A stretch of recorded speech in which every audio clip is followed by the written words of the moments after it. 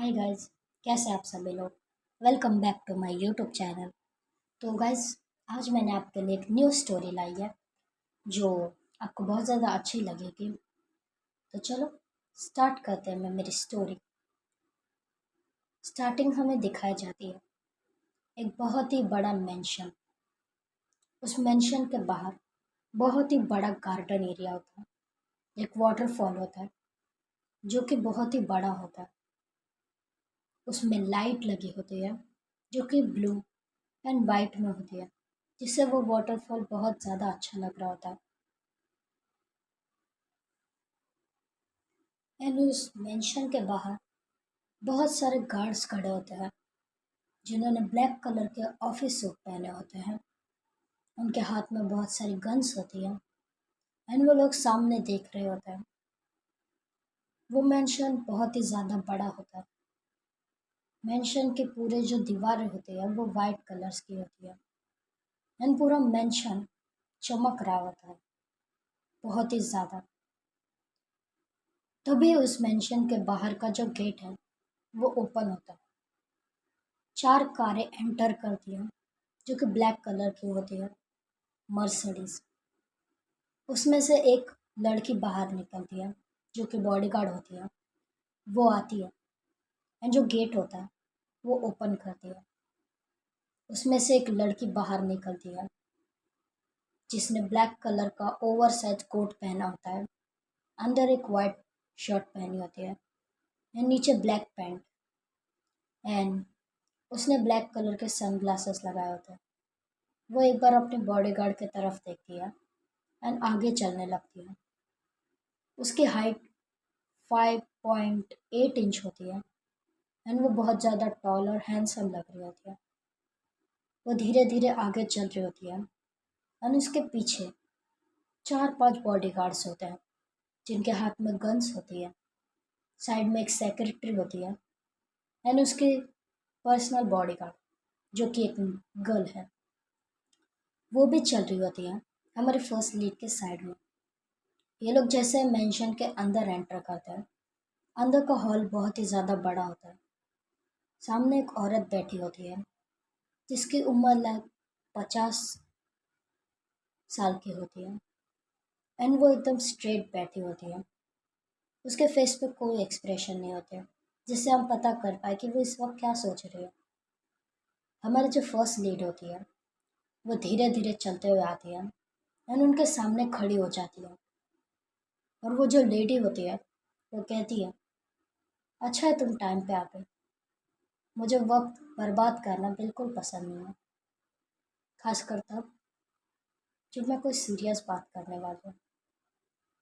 ये बात अच्छी है कि मैंने एक कॉल किया और तुम यहाँ पे आ गए। 2 महीने से तुमने अपनी शक्ल मुझे दिखाई नहीं है।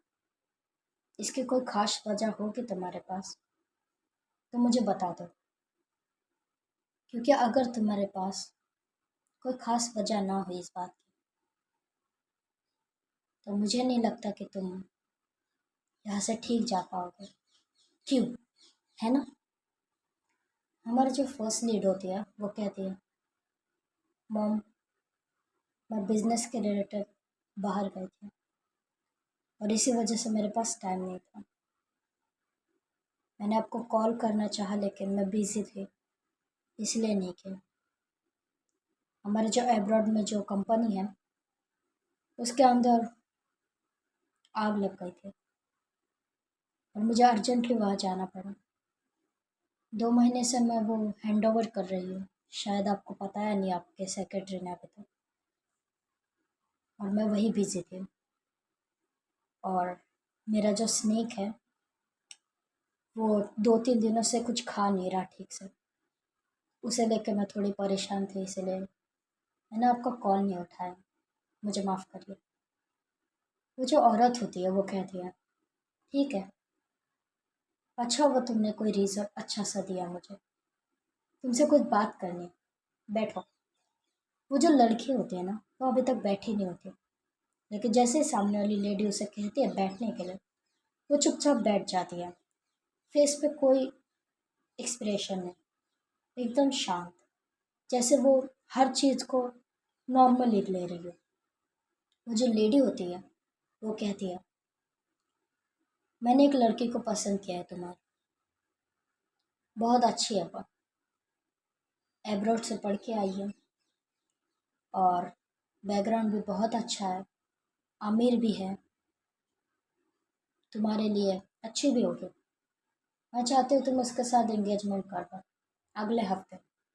और मैं ना नहीं सुनना चाहती तुम्हारे मुँह से, क्योंकि मुझे ना पसंद नहीं है। अगर तुम किसी लड़की को पसंद करते हो तो अभी उसे छोड़ देना, कि मैं नहीं चाहती कि तुम्हारी ये फिजूल की बातों की वजह से मैंने जो इतने मुश्किल से मेरा ये जो एम्पायर खड़ा किया है उसमें कोई भी दाग लगे। समझ आया? और अगर ना भी समझ आए तो मैं समझा दूंगी तुम्हें, ठीक है? तुम्हें मेरी आवाज़ क्लियर सुनाई दे रही है?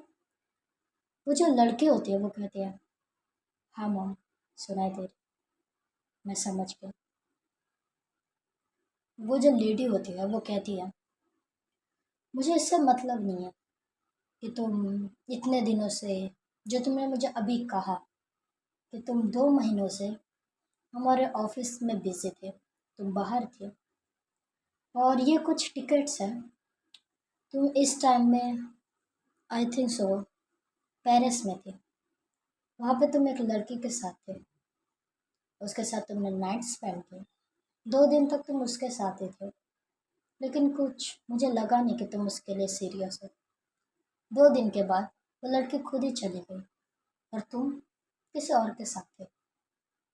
उसके बाद 5वें दिन में जब मैंने तुम्हें कॉल किया था, तुम तब अपने स्नेक की ध्यान रख रहे थे। उसकी तबीयत ठीक नहीं है तो मुझे भी पता, क्योंकि जिस क्लिनिक में तुम उसे ले गई थी वहाँ पर जो डॉक्टर थे उसके साथ तुमने क्या किया था? उसके साथ तुमने नाइट स्पेंड की। मुझे फ़र्क नहीं पड़ता तुम कहाँ क्या कर रही हो, किसके साथ कर रही हो, लेकिन ये बात अपने दिमाग में बिठा लो कि मुझे पसंद नहीं आएगा कि तुम मेरी रेपुटेशन को हर जगह ऐसे तहस नहस कर रही हो। तुम्हें जो मर्जी तुम वो कर लो, लेकिन मैं जिसके साथ कह रही हूँ ना शादी करने के लिए, तुम्हें उसके साथ ही करनी पड़ेगी। समझ आए? वो जो लड़की होती है वो कहती है, हाँ मॉम, मुझे समझ आ गया और सॉरी मैंने आपसे झूठ कहा था कि मैं आपको और निराश नहीं करना चाहते थे, इसलिए। और मैं उस लड़के के साथ सिर्फ, हाँ मुझे पता है तुम उस लड़के के साथ जो भी कर रही हो मुझे वो जानने में कोई इंटरेस्ट नहीं है। मैं सिर्फ इतना कह रही हूँ, जो भी करो मुझे बता के करो, ठीक है? और किसी अरे गहरे इंसान के साथ हर वक्त सोने की ज़रूरत नहीं है तुम्हें। तुम्हारे पास इतना पैसा है, इतने जायदाद है कि तुम जिससे कहो उसे अपने बिस्तर पर ला सकते हो। लेकिन ये याद रखना, जिस दिन तुम मेरे अगेंस्ट गई, मैं भूल जाऊंगी तुम मेरी बेटी हो। समझा? समझ आया तुम्हें?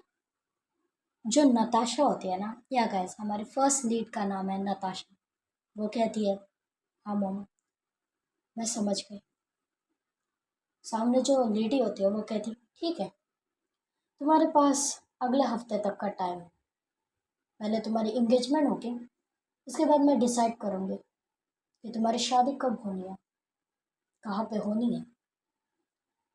2-3 महीने तो लगेंगे तुम्हारी शादी के लिए, तब तक ऐसा समझ लो तुम अपने अच्छे दिनों में हो, जो मर्जी चाहे वो कर सकती हो।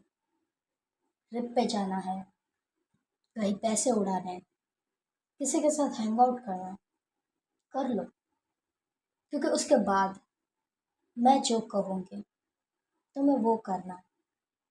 समझ आया? जो नताशा होती है वो कहते हैं, हाँ मॉम, मुझे समझ आ गया। सामने जो लेडी होती है वो कहती है, और अपने बॉडीगार्ड से भी कहो कि मेरे सर्वेंट के साथ सोने की कोई ज़रूरत नहीं, तुम जो ये बाहर करते हो वो यहाँ आके करने की ज़रूरत नहीं है। वरना पता भी नहीं चलेगा ये तुम्हारे साथ कब थी और कब नहीं। जो नताशा है वो एक बार देखते हैं अपने बॉडीगार्ड की तरफ और उसे गुस्से से देखते हुए अपनी मॉम की तरफ देखते हुए कहते हैं, सॉरी मॉम, आज के बाद ये ऐसा नहीं करेगा, माफ़ कर। वो जो लेडी होती है वो कहती है, ठीक है, अब तुम डिनर करना और चाहो तो यहाँ रुक सकती हो, वरना अपने प्लेस पे चले जाना फिर से। और कल उस लड़की के मॉम डैड आने वाले, तो बिना किसी बकवास के अच्छे से आना, उनको ग्रीट करना और उनके बेटी के साथ ठीक से बात करना। कुछ ऐसी हरकतें मत करना कि वो तुम्हें रिजेक्ट कर दें। समझ आई तुम्हें मेरी बात नताशा? तो जो नताशा होती है वो कहते ठीक है मॉम, मैं ऐसा कुछ नहीं करूँगी जो आपको पसंद ना हो। जो वो लेडी होती है वो कहते ठीक है, ये कह के वो वहाँ से उठ जाती है एंड सीधा सीढ़ियों से ऊपर अपने कमरे की तरफ जाती है। उनके पीछे पीछे बहुत सारे सर्वेंट होते हैं, लाइक उन्हें कुछ लगे तो वो जल्दी से उसे दे दें। जो नताशा होती है वो धीरे से उठती है, अपने बॉडीगार्ड की तरफ देखती है और कहती है, क्यों, तुम्हें चैन नहीं पड़ता? बाहर तुम ये सब कर रहे हो उससे मुझे फ़र्क नहीं पड़ता, लेकिन मेरे घर के सर्वेंट को तो छोड़ दो। तुम्हें पता है मॉम का बिहेवियर कैसा है, फिर भी अगर उन्हें पता चलता ना कि तुम ये बार बार कर रही हो तो आई एम डैम श्योर अभी तुम नरक में होते। आया समझ? अब चलो यहाँ से। ये है कि जो नताशा होती है वो ऐसे चली जाती है एंड उसके बॉडीगार्ड्स उसके पीछे पीछे हैं। नताशा आती है अपने कार की तरफ, जो उसकी बॉडीगार्ड होती है वो उसके लिए कार का डोर ओपन करती है। नताशा अंदर बैठ जाती है। अभी भी उसका फेस लाइक सिंपल होता है, पोकर फेस, कुछ रिएक्शन नहीं था, जस्ट लाइक उसके लिए ये सब नॉर्मल था, जैसे ये सब उसके साथ बहुत पहले से हो रहा है, इसलिए वो कुछ भी नहीं रिएक्ट कर रही होती है। वो चुपचाप अपने कार में आके बैठती है एंड जो उसके साइड में एक चेयर होती है उसमें से एक वाइन की ग्लास लेती है, उसमें थोड़ी वाइन डालती है एंड सिप लेने लगती है। कार के बाहर देखती है वो विंडो से, बाहर बहुत सारे बिल्डिंग्स होती है, लाइक ये बहुत बड़ी सिटी होती है, बहुत अच्छी प्लेस। बाहर बहुत सारे बड़े बड़े बिल्डिंग्स होती है, बहुत सारी लाइटें होती है, लोग जा रहे हैं, बहुत सारी कार्स जा रही है, हाईवे दिख रहा है, लेकिन फिर भी कहीं ना कहीं उसे थोड़ा अकेला लग रहा था, बिकॉज उसकी लाइफ अभी तक देख ही ली होगी आपने, पूरे कंट्रोलर है। उसके लाइफ में कुछ भी सिंपल नहीं है, ना ही कुछ ज़्यादा अच्छा है जिससे वो कुछ किसी से कह पाए। नताशा बचपन से ही ऐसी है। उसके घर में उसके मॉम ने उसे बहुत ज़्यादा सिंपल, सबके साथ कैसा बिहेव रखना चाहिए, हमेशा डिसिप्लिन में रहना चाहिए, और जो उसकी मॉम कहे उसे सिर्फ वो करना चाहिए। उसकी मॉम को बहुत बहुत पहले ही पता चल चुका था कि उसे लड़कों में इंटरेस्ट नहीं है, लेकिन उसके मॉम ने उसे कुछ नहीं कहा, ना ही उसे फोर्स किया किसी लड़के के साथ। लेकिन उन्होंने उसे एक वार्निंग दी कि जिस भी लड़के के साथ मैं कहूँ तुम्हें सिर्फ उससे शादी करनी, ना कि किसी ऐरे गहरे लड़के के साथ। बाकी तुम जो करना चाहो वो कर सकते हो। उसके मॉम के पास 10 कंपनियां हैं जो इस पूरे सिटी में नंबर 1 पे आती है। उनके बहुत सारे क्लॉथिंग्स ब्रांड्स हैं जो कि हर और रातों रात फेमस होते हैं। ऐसा एक दिन भी ना हो कि इनके ब्रांड के लिए कोई ऑर्डर्स ना आते हों। दूर दूर तक इनके ब्रांड के नाम हैं। इनके बहुत सारे वाइन शॉप हैं, बहुत ही ज़्यादा मनी है समझ लो इनके पास। खुद की टीम है जो ये किसी भी गेम्स में कर सकते हैं। खुद का कसीटो है इनके पास। और नताशा कोई ऐसी वैसी नहीं है। उसके मॉम ने नताशा के नाम बहुत कुछ कर रखा है। लाइक अगर नताशा चाहे तो वो अपनी मर्जी का कुछ भी कर सकती है, लेकिन वो ये नहीं करती है बिकॉज वो अपने मॉम से बहुत ज़्यादा प्यार करती है। बचपन से उसकी मॉम ने उसे अपने बहुत ही प्यार से पाला है, भले वो कैसी भी हो।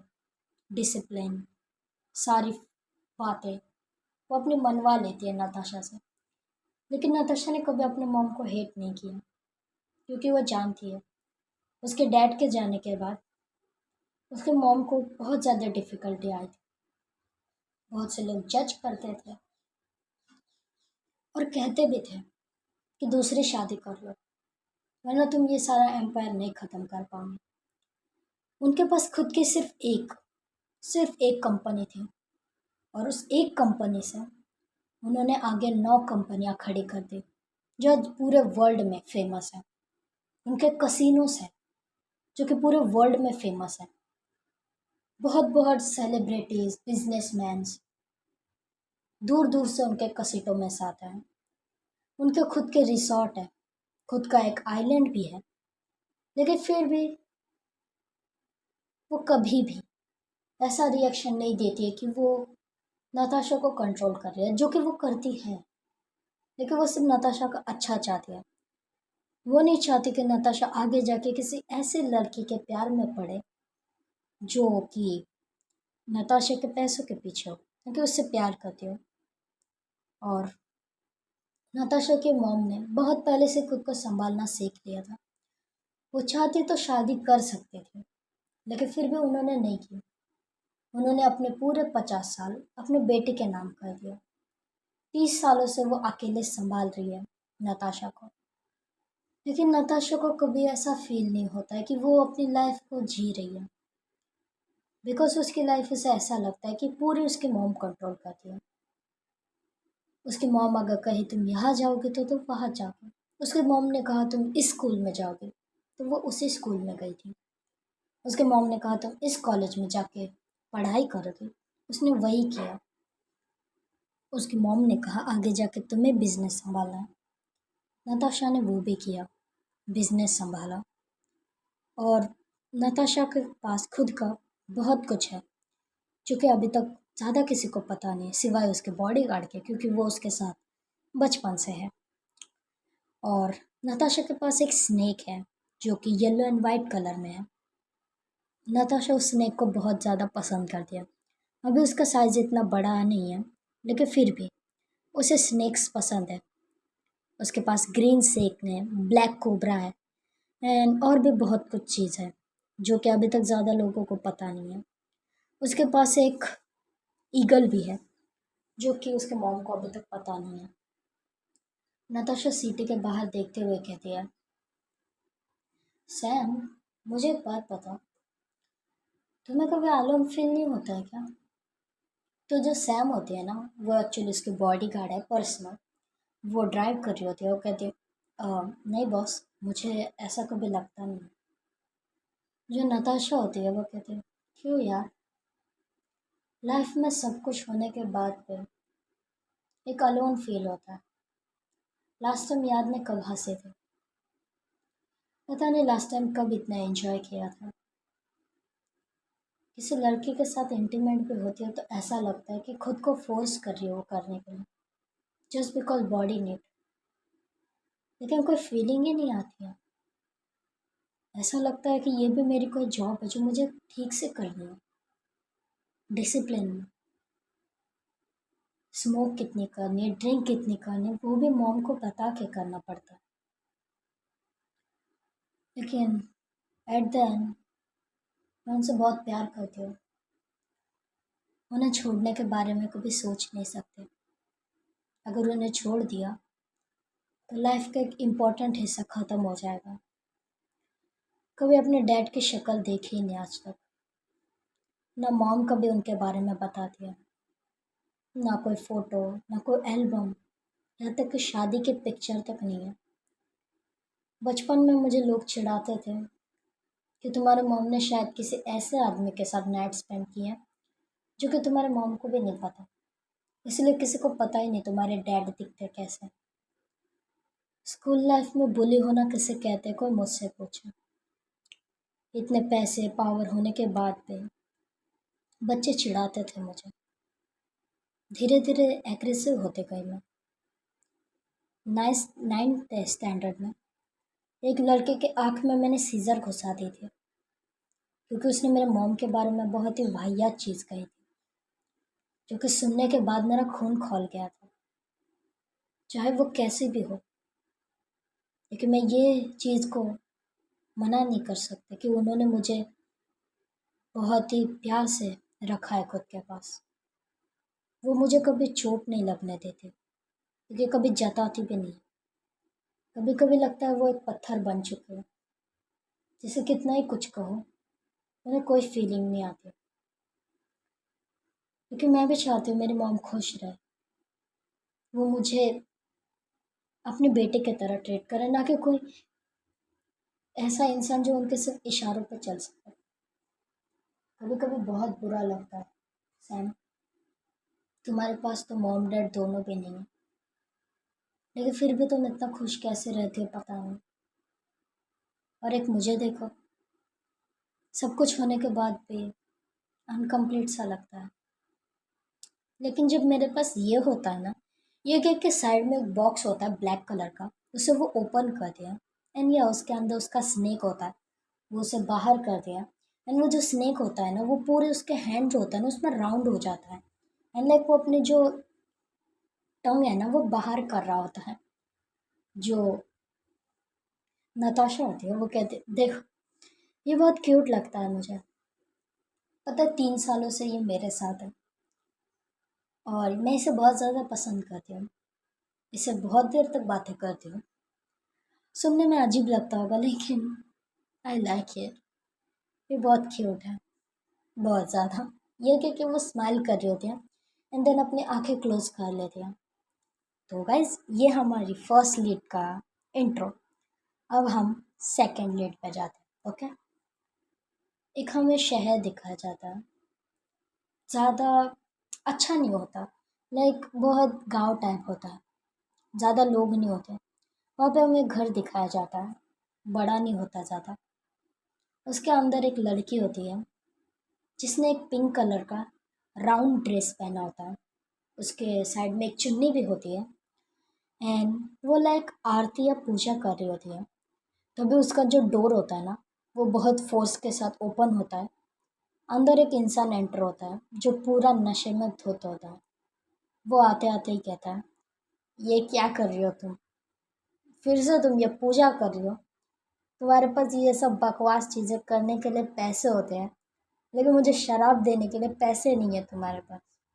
कैसी बेटी हो तुम, कभी मुझे बेच के ना खा जाओ, मुझे ये डर लगता है। ये कह के वो जो इंसान होता है वो आगे आता है एंड उस लड़की के हाथ में जो थाल होती है ना पूजा की, उसे सीधा फेंक देता है दूर।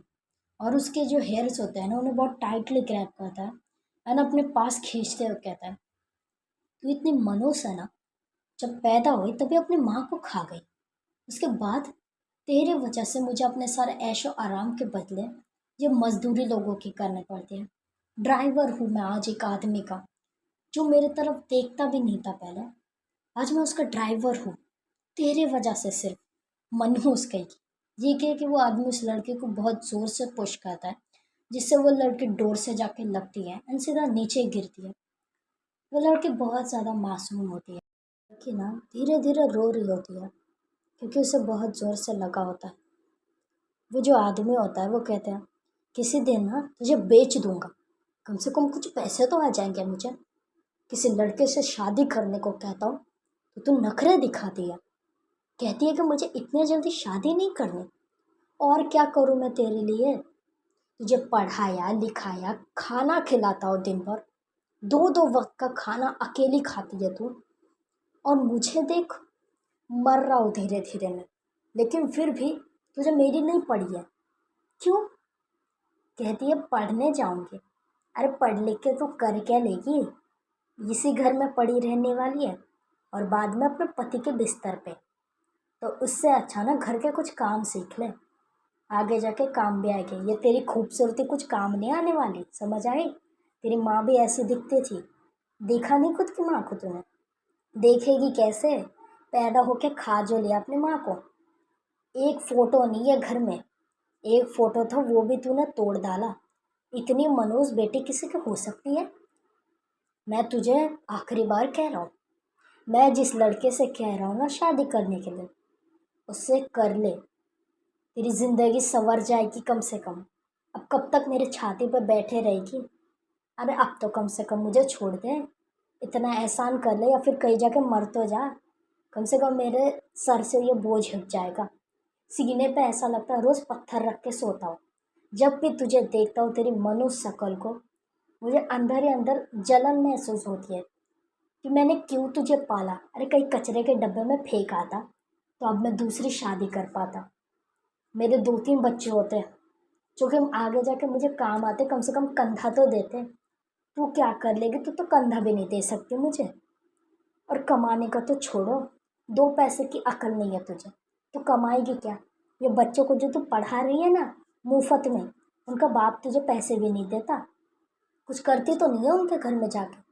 कहीं उनके लड़कों के साथ वो जो लड़की होती है ना, वो झट से खड़ी होती है और कहती है बस पापा, आपके दिल में जो आ रहा है आप वो कहते जा रहे हो, मेरी क्या गलती है इसमें कि माँ अगर मैं होते मर गई तो आप अगर उसे हॉस्पिटल ले जाते तो वो आज जिंदा होती। अपने आप की शराब के लिए उन्हें घर में वैसे ही छोड़ दिया। वो चिल्लाती रही दर्द से और उनके घर में डिलीवरी हुई थी। डॉक्टर नहीं थे उन्हें देखने के लिए और आप नशे में धो धो के गिरे पड़े थे। मुझे दादी ने सब बताया था, तो मुझे मत कुछ कहिए।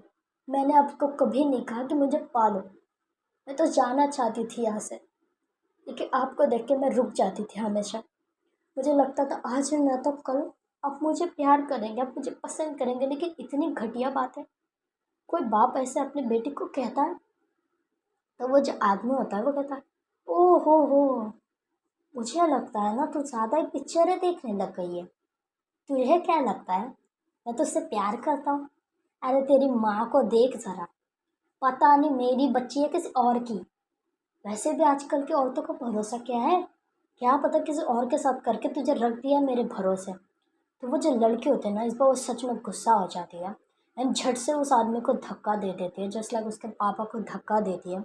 उसका जो बाप होता है ना, वो पहले बहुत ज़्यादा नशे में होता है और जैसे वो लड़की उसको धक्का देती है वो और ज़्यादा गुस्से में आ जाता है। वो जाता है उस लड़की को बहुत ज़ोर से स्लैप करता है उसके चिक्स पे, जिससे उसका जो फेस होता है ना वो नीचे हो जाता है एंड उसके जो लिप्स है ना उस पर कट लग जाता है। वो आदमी गुस्से से आता है एंड उसके जो चिक्स होते हैं ना उसे बहुत तेज़ से पकड़ता है और कहता है कल के कल ना तेरी शादी करवाऊंगा और देख लेना 40 साल के आदमी से करवाऊंगा। जब उसके साथ तू रहेगी ना तब तेरी अकल ठिकाने आएगी। अब तुझे मैं इतने प्यार से समझा रहा हूँ ना, वो तो तुझे समझ नहीं आ रहा। और अगर उस आदमी से तूने शादी नहीं की ना तो तुझे बेच आऊँगा किसी कोठे पे, फिर तुझे समझ। उसका जो बाप होता है ना, ये कह के वहाँ से निकल जाता है एंड डोर जाते जाते बहुत ज़ोर से बंद कर देता है। वो जो लड़की होती है ना, वो नीचे ज़मीन पे लेट जाती है एंड रोने लग जाती है। उसके घर में बेड नहीं होता है, लाइक जो नीचे बिछाते हैं ना कारपेट टाइप, वो उस पर सो जाती है। एंड हमें यहाँ पे फिर से सीन शिफ्ट होता है और हमें दिखाया जाता है नताशा को। नताशा एक मेंशन के सामने उसकी कार आके रुकती है। मेंशन ज़्यादा बड़ा नहीं होता, लेकिन उस पहले वाले मेंशन के बराबर होता है, लाइक बहुत ज़्यादा ब्यूटीफुल होता है। बाहर ज़्यादा बॉडीगार्ड्स नहीं होते, गिने चुने बॉडीगार्ड्स होते। जो सैम होती है वो जल्दी से उतरती है नीचे एंड नताशा के लिए डोर ओपन करती है। नताशा धीरे से बाहर आती है एंड आगे आगे चलने लगती है। ये मेंशन के अंदर जाते हैं दोनों। नताशा जैसे मेंशन के अंदर आती है ना, 2-3 सर्वेंट आते हैं उसके सामने।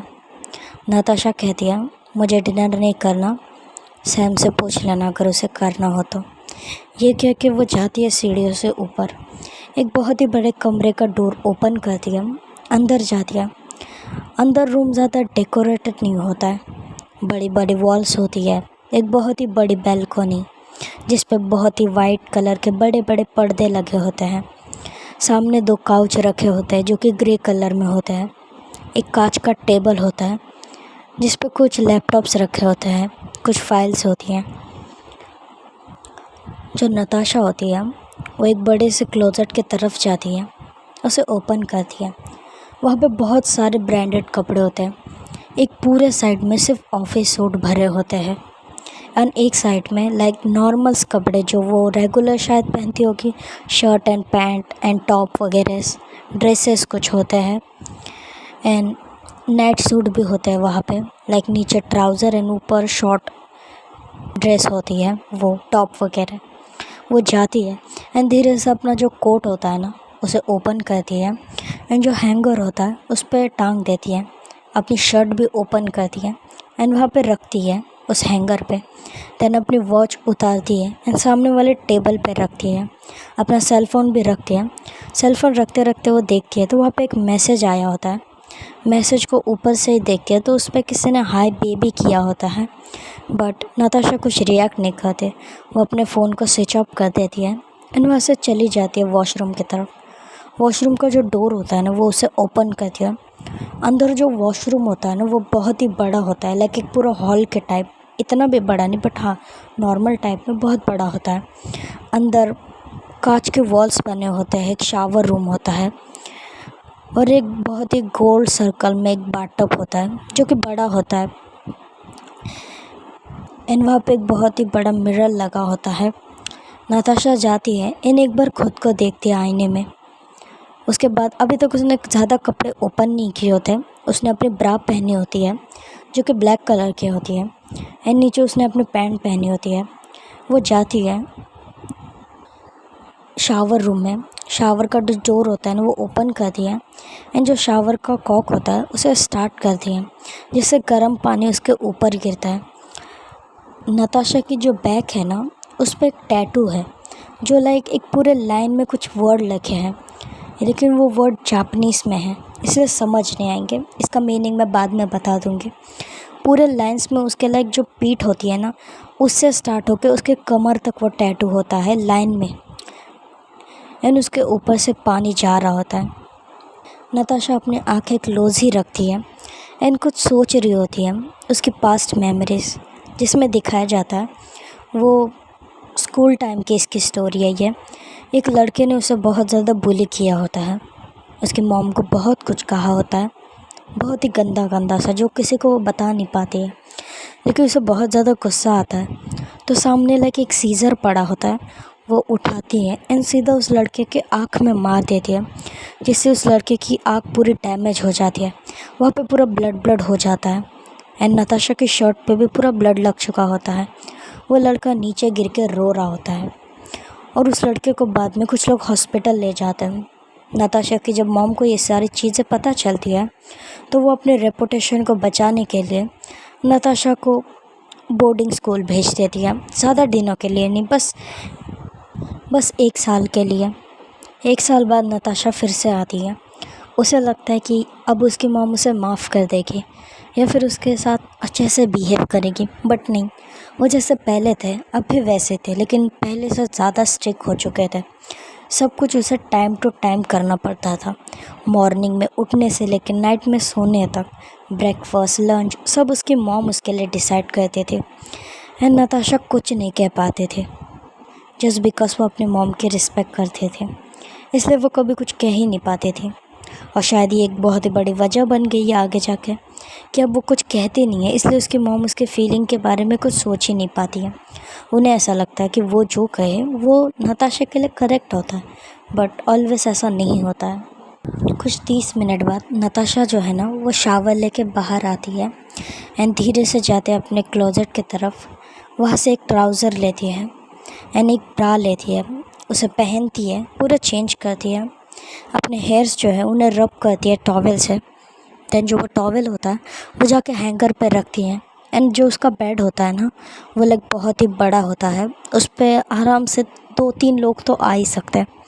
नताशा जाती है लेकिन वो बीच में नहीं सोती है। वो लाइक जो कॉर्नर एरिया होता है ना वहाँ पे जाती है एंड चुपचाप सो जाती है, अपनी आंखें बंद करती है और बस वो सो जाती है। अब हमें ना सीन शिफ्ट करके मॉर्निंग का सीन दिखाया जाता है। 7 बज चुके होते हैं। जो नताशा है वो उठ जाती है एंड जाती है एंड शावर लेती है, अपना रेडी हो जाती है जल्दी जल्दी। देन अपने क्लोजेट के तरफ जाती है, उसमें से अपना ऑफिस सूट निकालती है जो कि ग्रे कलर में होता है, उसे पहनती है। अपना कोट लेती है, अपनी वॉच पहनती है, अपना सेल फ़ोन लेती है वहाँ से एंड अपने पॉकेट में रखते हैं अपने सेल फ़ोन को एंड नीचे आ जाती है।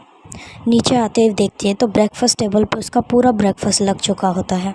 वहाँ पे उसके सेक्रेटरी पहले से ही बैठी होती है और जो सैम होती है वो भी खड़ी होती है और वो वेट कर रही होती है नताशा का।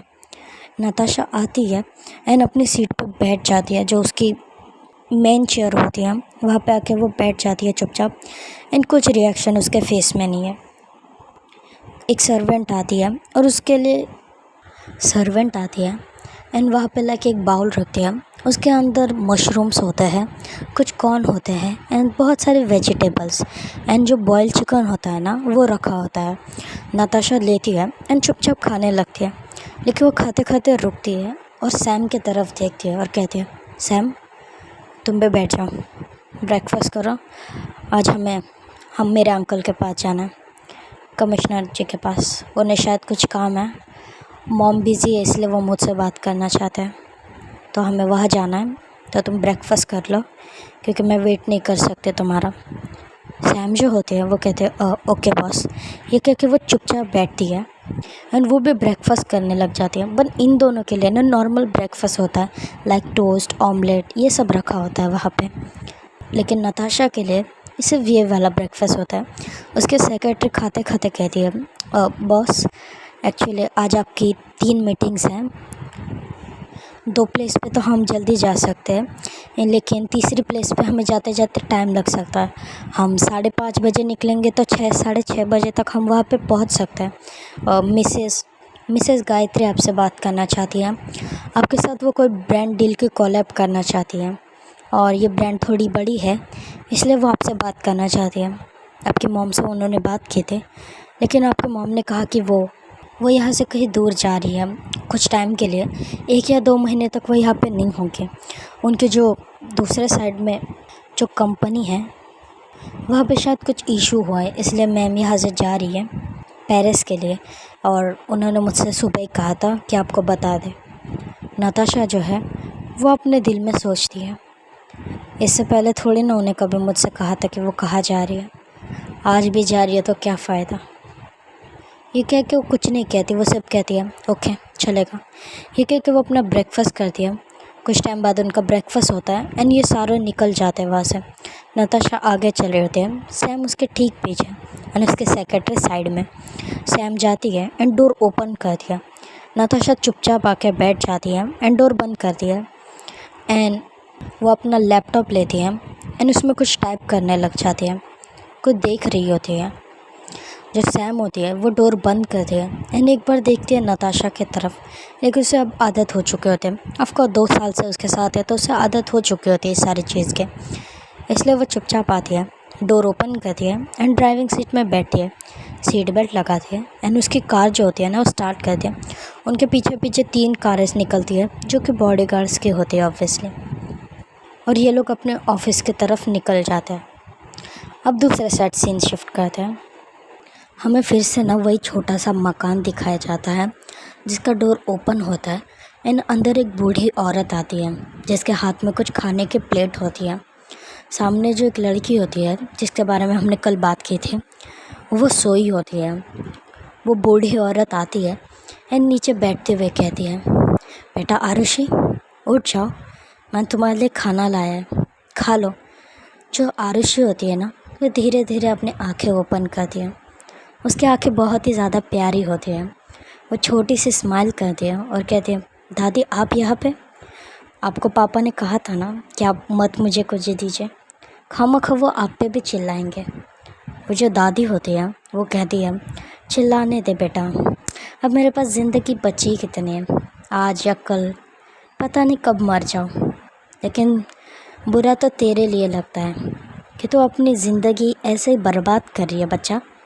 तुझे कितने बार कहा भाग जा यहाँ से, तेरा बाप तेरे बारे में नहीं सोचता है, वो तो तुझे अपने बेटे तक नहीं मानता है, तो तू क्यों उसके लिए इतना सब कुछ कर रही है, इस घर में रह रही है, यहाँ के काम करती है, लोगों के बर्तन जाके घसती है, क्या तुझे ये करना ज़रूरी है। वो जो लड़की होती है जिसका नाम ऑब्वियसली आरुषि होता है वो कहती है, आरुषि कहती है, दादी शायद मुझे पता नहीं पापा मुझसे क्यों इतना नफ़रत करते हैं, सिर्फ इसलिए कि मैं एक लड़की हूँ। मुझे नहीं लगता ये चीज़, लेकिन माँ के जाने के बाद सिर्फ 2 ही लोग हैं मेरे पास, एक आप और एक पापा। अगर मैं उन्हें पैसे ला के दिया करो काम करके, तो कम से कम वो कुछ टाइम के लिए तो मुझसे अच्छे से बात कर ही सकते हैं ना। अगर मैं उनके लिए बहुत सारी चीज़ें लाऊं, घर का ध्यान रखूं, तो वो उनसे कभी ना कभी प्यार से तो बात कर ही लेंगे। और इसी आशा में मैं सिर्फ ये करती हूँ, और मुझे मेरे भगवान पे पूरा भरोसा है, एक ना एक दिन वो सब कुछ ठीक कर देंगे। भगवान इतना निर्दय नहीं होता कि जो सबसे ज़्यादा उनसे प्यार करता है वो इन्हें इतना दुख देता। वो जो बूढ़ी औरत होती है वो कहती है, मानना पड़ेगा तुझे, तेरी माँ बहुत ही ज़्यादा किस्मत वाली होगी, तब जाके उसे ऐसी बेटी मिली है जिसके विचार सोच इतने ज़्यादा कोमल प्यारे हैं। लेकिन बच्चा, कभी अपने बारे में भी सोच लिया करो। तुम्हारी पूरी ज़िंदगी पड़ी है, और मैं नहीं चाहती कि तुम्हारे ऐसे बाप के वजह से इतनी प्यारी फूल सी बच्ची मुरझा जाए। तुम्हारी शक्ल पे हमेशा मुझे खुशी दिखनी चाहिए, चाहे फिर कुछ भी हो जाए। एक न एक दिन देख, तेरे साथ बहुत अच्छा होगा। कोई होगा जो तुझसे प्यार करेगा और तुझे यहाँ से ले जाएगा, तब देखना मैं सबसे ज़्यादा खुश होंगी। जो आरुषि होती है ना, वो हंसने लग जाती है, एंड सच में उसके स्माइल बहुत ही ज़्यादा प्यारी होती है। जो दादी होती है ना, वो भी हंसने लगती है। वो जो दादी होती है ना, वो प्लेट आगे करती है और कहती है, देख मैंने तेरे लिए दाल चावल लाया, तुझे पसंद है ना। जो आरुषि होती है ना, वो स्माइल करती है और कहती है, क्या दादी, आपको तो पता है मुझे सबसे ज़्यादा दाल चावल पसंद है, और वैसे भी कुछ खाना हम ले थोड़ी सकते हैं। ये कह के वो दाल चावल खा रही होती है। एंड जो दादी होती है ना, उनके आँखों में आंसू आ चुके होते हैं, क्योंकि वो बचपन से देख रही है आरुषि को। बहुत ही सिंपल प्यारी लड़की है, कभी किसी के लिए बुरा नहीं करती, लेकिन बचपन से उसके साथ जो कुछ भी होता है, कभी कभी उन्हें बहुत ही बुरा लगता है देख के। लेकिन वो भी बहुत ही ज़्यादा गरीब है, तो वो कुछ नहीं कर पाएगी उसके लिए, उसे पता है। लेकिन कभी कभी वो चुप चुप के आरुषि को कुछ पैसे दे देती है, ताकि वो अपनी पढ़ाई कर सके। जो वो बच्चों को पढ़ाती है उसके लिए वो कुछ चीज़ें ले सके, खुद के लिए कुछ कपड़े ले सके। और वो दादी बहुत अच्छी होती है, उसकी सगी तो नहीं होती, बट वो भी इस बस्ती में बहुत टाइम से रह रही होती है, इसलिए उसे आरुषि से लगाव हो चुका होता है। जो आरुषि होती है ना, वो खाने के बाद कहती है, दादी मुझे ना अब जाना होगा, ठीक है, मुझे कुछ काम है। आपको पता है ना, वो आंटी, उन्होंने मुझे अपने घर में काम करने के लिए रखा है। उन्होंने कहा है सिर्फ 2 टाइम का खाना बना दोगे ना, तो मुझे 1500 रुपये देंगे वो। तो मेरे लिए तो ये बहुत अच्छी बात है, और मैं जा भी रही हूँ। वो जो दादी होती है वो कहते, बच्चा तेरे इतने प्यारे सुंदर हाथ है, और देख क्या किस्मत है। लेकिन फिर भी इतना सब होने के बाद भी ये जो तेरा विश्वास है ना तेरे भगवान के ऊपर, ये कभी टूटता नहीं है। और मुझे नहीं लगता कि तू आगे जाके इन्हें मानेगी, क्योंकि जिस बच्चे के साथ बचपन से गलत हो रहा हो, वो धीरे धीरे आशा ना छोड़ दे कि उसके साथ कुछ तो अच्छा हो जाएगा। जो आरुषि होती है ना, वो भी थोड़ी सी इमोशनल होती है, लेकिन वो फटाफट जो उसके आँखों में थोड़े से आंसू आए होते हैं ना, उन्हें पोंछ लेती है और कहती है, दादी आप प्लीज़ आप मुझे ना इमोशनल मत कीजिए। पहले ही मैं रात भर रो रही थी पापा की वजह से, और आप भी ऐसे करोगे ना तो मैं रोते ही बैठ जाऊँगी, ठीक है। आपने आपकी दवाई खाई? तो वो जो दादी होती है ना, वो थोड़ा सा हंसती है और कहते हैं, हाँ खा ली, तूने तो ला के दी थी मुझे।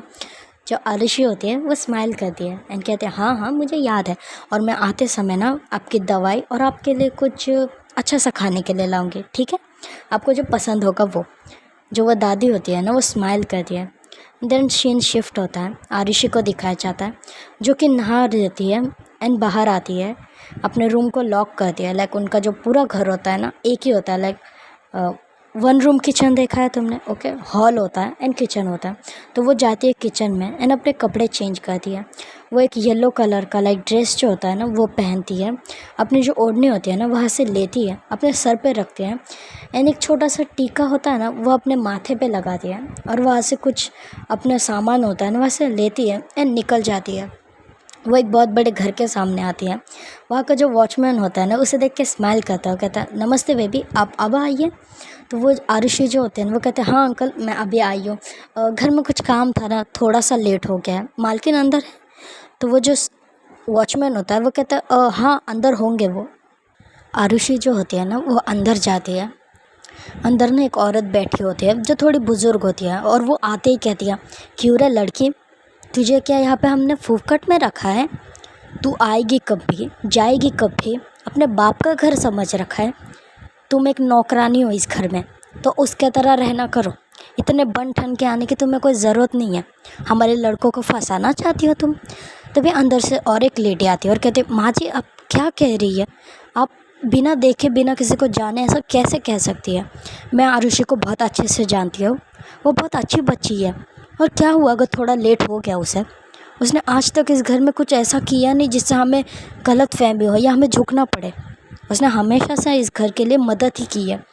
जो आरुषि होती है ना, उसे बुरा लगता है, बट वो कुछ नहीं कहती है, बिकॉज़ उसके रात का जो खाना होता है उनके घर में जो बनता है, वो यहीं पे काम करने के बाद जो उसे पैसे मिलते हैं उससे बनता है। लेकिन फिर भी वो जो औरत होती है वो कहती है, नहीं नहीं, मुझे ना ये लड़की इस घर में पसंद ही नहीं है। जब से ये आई है ना, तब से घर में कुछ ना कुछ टूटता रहता है या कुछ चोरी हो जाता है। कहीं ये तो नहीं चोरती है वो सब? जो आरुषि होती है ना, वो इस बार कहती है, देखिए, भले मैं गरीब हूँ, मेरे पास ढंग के कपड़े नहीं है, हमारे पास खाने के लिए नहीं होता, लेकिन हम किसी के कुछ सामान चोरी नहीं करते हैं, और हमने आपके घर में कुछ नहीं चोरी किया है। चाहे तो आप मालकिन से पूछ सकते हैं। और रही सामान टूटने की बात, तो वो आपके बेटे ने तोड़ा था, नहीं कुछ नहीं किया। तो आप हमें मत कुछ कहिए, हम आपकी इज्जत करते हैं ताकि आप हमसे बड़े हैं, लेकिन इसका मतलब ये नहीं होता कि आप कुछ भी कहेंगे और वो हम सुन लेंगे। वो जो औरत होती है ना, वो उठ जाती है एंड सीधा आके आरुषि के जो चिक्स होते हैं ना, उस पर बहुत ज़ोर से स्लैप करती है। आरुषि जो होती है ना, वो थोड़ा नीचे झुक जाती है। वो औरत होती है ना, वो कहती है, दो कौड़ी की लड़की, दो पैसे की इज्जत नहीं है तेरी, और तुम मेरे सामने ज़बान लड़ाएगी? इतनी औकात हो गई तेरी? ये कह के वो जो औरत होती है ना, वो आरुषि का हाथ बहुत ज़ोर से पकड़ती है एंड उसे घर के बाहर लाके धक्के मार के निकाल देती है और कहती है, जब 2 दिन तक कोई काम नहीं मिलेगा ना, तब यहाँ पे नाक रगड़ते हुए आना, तब जाके तुझे अंदर लूँगी, समझ आया? और कोई पैसे नहीं मिलेंगे तूने, समझा? तूने कुछ अच्छा काम नहीं किया है, चोर नहीं गई की, चाहे किसी और के जाके साथ कुछ भी कर ले, लेकिन हमारे घर में मत आना। वो जो औरत होती है ना, वो कहती है कि माँ जी आप ये क्या कर रही है, उसके साथ ऐसा मत कीजिए, वो बहुत अच्छी लड़की है। लेकिन वो जो औरत होती है ना, वो कहते तुम चलो अंदर, पता नहीं कैसे भी भिखारियों को अंदर ले लेती हो और उसके बाद उनके साथ अच्छे से रहती हो। हमारी इज्जत का तो लिहाज करो, तुम्हारी नहीं है तो क्या हुआ, हमारी तो है। ये क्या कि वो औरत जो होती है ना, वो एक बार आरुषि की तरफ गुस्से से देखती है, फिर अंदर चली जाती है। आरुषि जो होती है ना, उसे बहुत बुरा लगता है, बहुत ही मतलब बहुत ही ज़्यादा बुरा लगता है। ये सिचुएशन किसी के लिए भी अच्छी नहीं होती है, लिटरली बहुत गंदी सिचुएशन थी। जो आरुषि होते हैं ना, वो एक बार उन वॉचमैन की तरफ देखती है। वो वॉचमैन कहता है, तुम्हें लगे तो नहीं क्या मैं घर छोड़ दूँ तुम्हें बेटा? आरुषि जो होती है ना, वो कहते नहीं अंकल, मैं चली जाऊँगी। ये कह के वो वहाँ से चुपचाप चली जाती है। वो जा ही रही होती है, तब उसकी जो चप्पल होती है ना, स्लीपर, वो टूट जाती है। आरुषि कहते नहीं, अभी तुम्हें टूटना था, कम से कम 1 हफ्ता तो रुक जाती, मेरे पास पैसे भी नहीं है, मैं कहाँ से लूँगी आप चप्पल? अब बिना चप्पलों के मैं जा भी नहीं पाऊँगी। लेकिन फिर भी वो उठाती है अपने चप्पलों को एंड वैसे चलते चलते ही चली जाती है धूप में। उसके पैर में बहुत सारे पत्थर लग रहे होते हैं, कांटे लग रहे होते हैं, बट वो चुपचाप चले जा रही होती है। कुछ टाइम बाद वो अपने घर के तरफ आती है और अभी ना बहुत टाइम बीत चुका होता है। वो घर में आती है और देखती है तो उसका जो पूरा घर होता है ना, वो बिखरा पड़ा होता है, और उसके जो पापा होते हैं ना, वो कुछ कबर्ड में ढूंढ रहे होते हैं। आरुषि जो होती है वो कहते हैं, बाबा आप ये क्या कर रहे हैं? तो जो उसके पापा होते हैं ना, वो भी टर्न करते हैं और कहते हैं, पैसे पैसे कहाँ है? तुम गई थी ना काम करने, दो मुझे पैसे, दो मुझे शराब लेने जाना है। जो आरुषि होती है वो कहते नहीं है मेरे पास पैसे, उन्होंने मुझे काम से निकाल दिया और कहा कि आज के बाद मत आना। जो आरुषि का बाप होता है ना, अब उसे गुस्सा आ जाता है बहुत ज़्यादा। वो कहता है, ए भगवान, मैं क्या करूँ तेरा? पहले मेरे पास खाने के लिए पैसे नहीं, ऊपर से तूने तेरी नौकरी भी गंवा दी। अब मैं क्या खाऊंगा, मैं शराब कहाँ से पीऊँगा? अरे क्यों मेरे बैठी है सर पे, कहीं मर क्यों नहीं जाती है तू? ये क्या कि उसके जो आरुषि है ना, उसे धक्का देता है और वह से निकल जाता है। आरुषि लाइक नीचे बैठ जाती है रोते रोते। उसकी सिचुएशन लिटरली बहुत ज़्यादा ख़राब होती है और कुछ टाइम ना ऐसे ही बीत जाता है। यहाँ पे हमें दिखाया जाता है नताशा को, जो कि मीटिंग अटेंड कर रही होती है। वो मीटिंग के सामने जो बोर्ड होता है उस पर कुछ दिखा रही होती है, कुछ साइन अप कर रही होती है, कुछ लिख रही होती है, कुछ डिज़ाइन बना रही होती है। एंड सामने जो औरत बैठी होती है वो कहती है, नताशा, सच कहो तो मुझे तुम्हारी ये डिज़ाइन बहुत पसंद आए। हमारी जो नेक्स्ट प्रोडक्ट होगा ना, उसके लिए मुझे ये डिज़ाइन परफेक्ट लग रहा है। वैसे मैं बहुत टाइम से तुमसे बात करना चाहते थे। अगर तुम चाहो तो हम लोग पार्टनरशिप कर सकते हैं, इफ़ यू वांट, वरना हम नहीं कर सकते। क्यों? तुम्हारी माँ से मैंने बात की थी लेकिन उन्होंने मना कर दिया, तो मैंने सोचा तुमसे क्यों ना एक बार बात कर लो। तुम खुद भी तो कर सकती हो ना। नताशा जो होती है ना वो स्माइल करती है और कहती है, जब अगर मेरे माँ ने मना कर दिया तो मैं कौन होती हूँ ये सब कहने वाले। आपको जो भी बात करनी है ना मेरे माँ से कीजिए। अगर वो आपको हाँ कहती है तो हम करेंगे आगे प्रोजेक्ट, और अगर नहीं कहती है तो ये जो हमारा प्रोजेक्ट अभी चल रहा है मैं वो भी बंद करवा दूँगी। ठीक है? मैं आपकी इज़्ज़त करती हूँ ताकि आप मुझसे बहुत ज़्यादा बड़े हैं, लेकिन अगर आपने मेरे माँ से बात की और उन्होंने मना कर दिया तो मैं कौन होती हूँ उनके ख़िलाफ़ जाके आपको हाँ करने वाले। वो जो औरत होती है ना वो झूठी सी स्माइल करती है, कहते हैं हाँ नहीं अच्छी बात है, वैसे अपनी माँ की सुननी चाहिए, अच्छी बात है, बट ये प्रोजेक्ट तो हमारा ही है ना। जो नताशा होती है वो कहते हैं हाँ ये प्रोजेक्ट तो हमारा ही रहेगा, आप परेशान मत हो जाइए, ये प्रोडक्ट हम आपके तरफ लाएंगे। और मुझे जहाँ तक लगता है जैसे कि हमारे बाकी ब्रांड्स की ज़्यादा वैल्यू है मार्केट में, आपके ब्रांड की भी वैल्यू हो जाएगी, बस प्रोडक्ट थोड़े अच्छे लाया करें। एक नताशा जो होती है ना वो स्माइल करती है और वो से निकल जाती है। वो जो औरत होती है ना वो गुस्से में अपने दांत पीसती है, बिकॉज जब उसके माँ से उसने बात की थी ना तो नताशा के मॉम ने उसे बहुत ही गंदे तरीके से रिजेक्ट कर दिया था, क्योंकि इनके जो प्रोजेक्ट होते हैं ना उससे लोगों का हार्म हो सकता है, लाइक उनमें केमिकल कुछ ज़्यादा मिक्स होते हैं। एंड जो इनके क्लॉथ होते हैं ना वो ज़्यादा अच्छे ब्रांड्स के नहीं होती है, उनकी क्वालिटी अच्छी नहीं होती है, इसलिए नताशा के मॉम ने उन्हें रिजेक्ट कर दिया था और उसी बात के इन्हें गुस्सा था। लेकिन ये वाला जो उनका ब्रांड है वो पहले इन दोनों ने कॉलैब कर लिया था, इसलिए इसको कुछ भी करके इनके साथ उसे डील करनी थी। जो वो औरत होती है ना वो गुस्से से देखती है एक बार नताशा की तरफ, एंड वो भी वहाँ से उठ जाती है, चली जाती। जो सारे बिजनेसमैन थे वहाँ पे बैठे हुए, बिजनेस वूमेन, वो सारे निकल जाते हैं वहाँ से। नताशा के पास ना सैम आती है और कहते हैं, बॉस हमारी एक मीटिंग थी लेकिन वो मैंने कैंसिल कर दी है, आपकी सेक्रेटरी ने कहा। नताशा जो होती है वो पीछे टर्न करती है।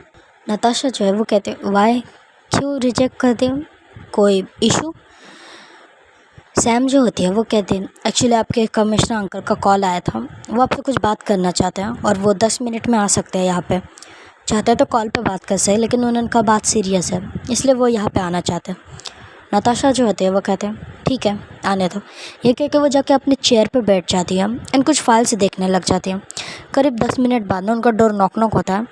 नताशा देखती है डोर के तरफ और कहते हैं कम इन। अंदर ना लाइक कमिश्नर आता है जो कि बहुत ही अच्छे दिख रहे होते हैं, ज़्यादा एज नहीं होती, 40 या 50 के अराउंड हो सकती है। वो आते हैं एंड अपनी जो हैट है उसे ओपन करते हैं एंड टेबल पर रखते हैं और बैठ जाते हैं और कहते हैं, क्यों बेटा आजकल तुम्हें अपने अंकल की याद नहीं आती? मुझे ऐसा लगता है कभी बिजनेस मीटिंग, कभी कहीं अपने माँ की तरह बनते जा रहे हो दिन ब दिन। नताशा जो होती है ना वो थोड़ी स्माइल करती है और कहते हैं, नहीं अंकल कुछ भी हो जाए आपको थोड़ी भूल सकते हो, वैसे भी स्पेशल दिनों में कभी कभी आप ही होते हैं मेरे साथ, तो आपको नहीं भूल सकते। आपने कहा कुछ अर्जेंट काम है?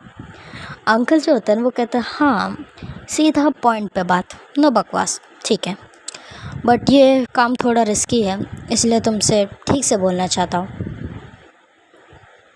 नताशा कहती है, रिस्की मतलब क्या है? कोई अंडरवर्ल्ड या फिर कोई गैंगस्टर से मिलना है? देखिए अंकल मैं इस टाइम पे बहुत बिजी हूँ तो ये सब नहीं कर पाऊँगी।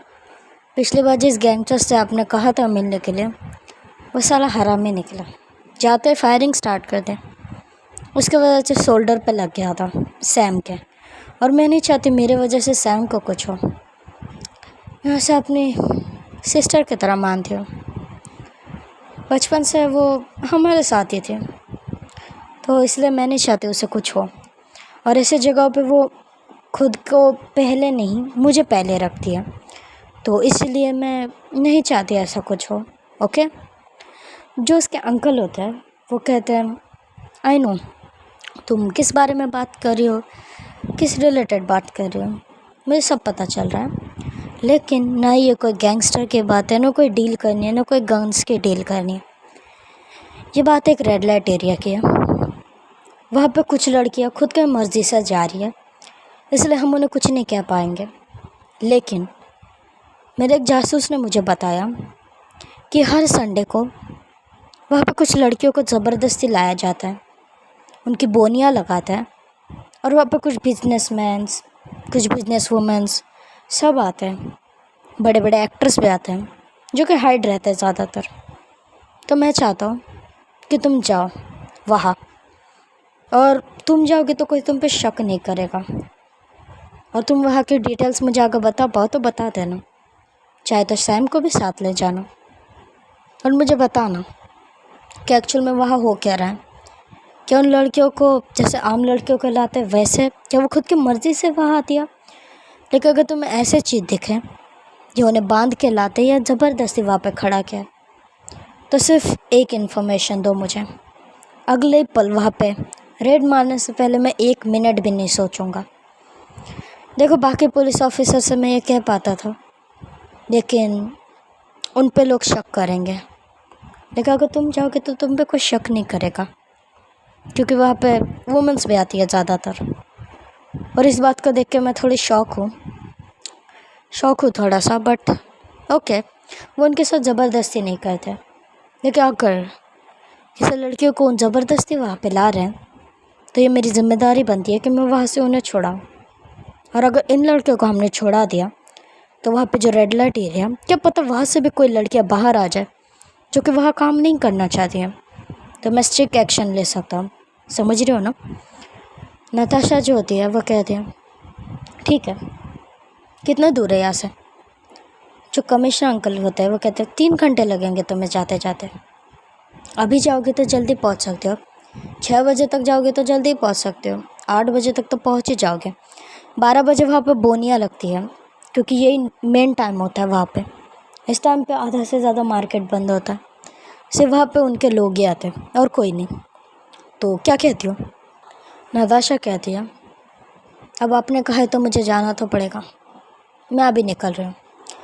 और अगर कोई भी ऐसे मूवमेंट तैयार होता है जिससे मुझे लगे यहाँ पे ख़तरा है, तो उन लोगों को मार दूँ तो कोई प्रॉब्लम तो नहीं होगी ना, आप उन्हें संभाल ही लोगे। I am damn sure. जो सर होते हैं ना वो स्माइल करते हैं बस, बिकॉज उन्हें नताशा का नेचर पसंद आता है। उनके मॉम के सामने ये एकदम काम, कंपोज, डिसिप्लिन वाले लड़के, लेकिन जब उसकी मॉम नहीं रहती है तो वो एक अलग ही रूप में होती है जिसको कोई नहीं देख पाता अब तक। खुद सैम भी कभी कभी शॉक हो जाती है नताशा का ऐसा बिहेवियर देख के। अब कुछ टाइम बाद हमें सीन दिखाया जाता है, ये लोग ना कार में आके बैठते हैं। जो कमिश्नर अंकल कहते हैं, तुम आगे जाओ, मैं तुम्हारे कार के ठीक पीछे होंगे, हम सबकी कार, लेकिन हम 2 घंटे बाद ही वहाँ पहुँचेंगे, ठीक है। तुम अभी जाओ, अभी तो 8 बज चुके हैं, मैंने कहा था जल्दी जाने के, लेकिन तुम्हारे पास और भी काम थे इसलिए तुम अभी जाओ। और वहाँ पे जाते जाते तुम्हें टाइम तो लगेगा, ट्रैफिक एंड ऑल। 11 बजे वहाँ पे बोनियाँ लगनी स्टार्ट होती हैं, 12 बजे तक वो लड़के तुम्हें सप्लाई करेंगे, और तुम मुझे बता देना, उन सालों को वही पकड़ लेंगे, ठीक है। नताशा जो होती है वो कहते हैं ओके, ये कह के वो अपनी कार में बैठती है। सैम एक बार देखती है सर की तरफ एंड स्माइल करती है। जो सर होते हैं वो भी स्माइल करते हैं सैम को देख के, एंड ये लोग कार में बैठते हैं एंड अपनी कार्स को स्टार्ट करते हैं और वहाँ से निकल जाते हैं। अब दूसरी साइड हमें सीन दिखाया जाता है, पिछले टाइम का सीन है, ओके। ये तो कंफ्यूज मत हो जाना कि टाइम के रिलेटेड। 7 बजे होते हैं। जो आरुषि होती है ना, वो चुपचाप अपने घर में बैठी होती है एंड वो कुछ साफ़ सफाई कर रही होती है। तभी एक आदमी अंदर आता है जो कि बहुत बड़ा दिख रहा होता है उसे। उसके सर पे हेयर्स नहीं होते हैं, बस उसकी दाढ़ी थोड़ी ज़्यादा बड़ी होती है। वो अंदर आते हुए कहता है, क्यों रे लड़के, तेरा बाप कहाँ पे है। आरुषि जो होती है ना वो डर जाती है, कोई सडनली ऐसे कोई आके कहेगा तो इंसान डर तो जाएगा। आरुषि कहते, मेरे मेरे पापा, पता नहीं क्यों, क्या हुआ है कुछ उन्हें। वो जो आदमी होता है कहता, हाँ बहुत कुछ हुआ है, लेकिन तेरे बाप से पहले बात कर लेते हैं, उसके बाद तुझे देख लेंगे। ये कह के वो आदमी बाहर चला जाता है। आरुषि जो होते हैं ना, वो शॉक हो चुके होते हैं। और सडनली ऐसे कोई अंदर आकर और उससे ऐसी बातें करके चला गया। आरुषि बाहर जाके देखते हैं तो वो आदमी जो होता है ना, वो आरुषि के बाप के सामने खड़ा होता है और कहता है, क्यों बे साले, तुझे कहा था ना इज्जत से पैसे लौटा दें, वरना जो चीज़ मांगे वो दे दें, दोनों में से कोई एक ऑप्शन सिलेक्ट कर ले, वरना तेरे ऐसे लगाएंगे ना कभी पी भी नहीं पाएगा और उठ भी नहीं पाएगा बिस्तर से। और घर में जवान बेटी है, सोच ले क्या हाल होगा उसका। और मुझे अच्छा तो समझना मत कि मैं छोड़ दूँगा तुझे। आरुषि का जो पापा होता है ना, वो कहता है, देखो देखो, मुझे थोड़ा टाइम दे दो, मुझे थोड़ा वक्त दे दोगे ना तो मैं तुम्हारे पैसे लौटा दूँगा। और मैं कहीं भाग के थोड़ी जा रहा हूँ, मेरा घर तुम्हारे पास गिरवी है और मेरा सब कुछ तुम्हारे पास गिरवी है, मैं कहाँ जाऊँगा भाग के। और रही बात मेरी बेटी की, तो उससे तुम्हें कोई फ़ायदा नहीं होने वाला जो तुम कर रहे हो उससे। मेरी बात समझो, मैं जो कह रहा हूँ। वो जो आदमी होता है ना, उसके जो साइड में गुंडे होते हैं, वो आते हैं, सीधा आरुषि का बाप होता है ना, उसके कॉलर को खींचते हैं और कहते, सुन बे बेवड़े, ज़्यादा ना हमारे सामने ज़बान मत चला, झुक के रहना सीख ले। तेरे पास ना 1 घंटे का टाइम है, जो बाकी के पैसे हैं ना वो लौटा दे, और जो हम तुझे पैसे देने वाले हैं ना वो रख ले अपने पास, और अपनी बेटी को भूल जा। आरुषि का जो बाप होता है ना, वो कहता, नहीं नहीं, देखो देखो, मेरी बात सुनो, मैं उसकी शादी तय कर चुका हूँ एक ऑफिसर के साथ, पुलिस वाला है वो, थोड़ा बड़ा है उससे 10 साल 20 साल, लेकिन क्या फ़र्क पड़ता है। दहेज के वक्त जो मुझे उसने कहा है कि वो मुझे खुद पैसे देगा, ना कि मुझसे पैसे लेगा। तो तुम्हें समझ आया ना, मेरे पास बहुत पैसा हो जाएगा, मैं तुम्हारे पैसे लौटा दूँगा। समझ आया तुम लोगों को। वो जो आदमी होता है ना, जिसके सर पर बाल नहीं होते, वो आगे आता है और कहता है, अच्छा क्यों बे साले, हम तेरे बाप के नौकर हैं, जब तू कहेगा तब आए, यहाँ पे खड़े होकर भिखारियों की तरह खुद के पैसे मांगे। साले आज तक हमने हमारे बाप को नहीं छोड़ा, तू है कौन बे। ये कह के वो अपने जेब में से एक पैसों का बंडल निकालता है और कहता है, ये चाहिए ना तुझे, देख अच्छी खासी कीमत है, आधी ज़िंदगी तो अच्छे से कट ही जाएगी बे साले तेरे, अपने बेटी को मेरे हवाले कर दे, कसम से उसे बहुत अच्छे से रखेंगे हम, रानी बन के रहेगी जहाँ हम जा ही नहीं देंगे उसे। आरुषि का बाप होता है ना, वो बहुत कमीना किस्म का आदमी होता है सच में, क्योंकि वो जैसे इतने सारे पैसे देखता है ना, उस पैसे को झट से लेता है और कहता, सच में ये पैसे मुझे दोगे क्या। वो जो आदमी होता है वो कहता, हाँ बे साले तुझे दे देंगे, तो बोल सौदा मंजूर है, और ये घर भी तेरे नाम कर देंगे, इसके बाद इस घर को जहाँ बेचना है वो बेच सकता है, तो सोच ले महंगी महंगी शराब पीने मिलेगी। आरुषि का जो बाप होता है ना, एक बार देखता है आरुषि की तरफ और कहता है, अभी ऐसा कुछ मत करना, मैं यहाँ से जब जाऊँगा ना उसके बाद तुम्हें जो करना है तुम कर सकते हो। ये कह के वो वहाँ से पैसे लेता है, एक बार आरुषि की तरफ देखता है और हंसता है उसके ऊपर और वहाँ से चला जाता है। आरुषि को समझ नहीं आता हुआ क्या है एक्चुअल में। और वो सारे जो गुंडे होते हैं ना, वो देखते हैं आरुषि की तरफ, थोड़ा सा हंसते हैं एंड धीरे धीरे आरुषि की तरफ बढ़ने लगते हैं।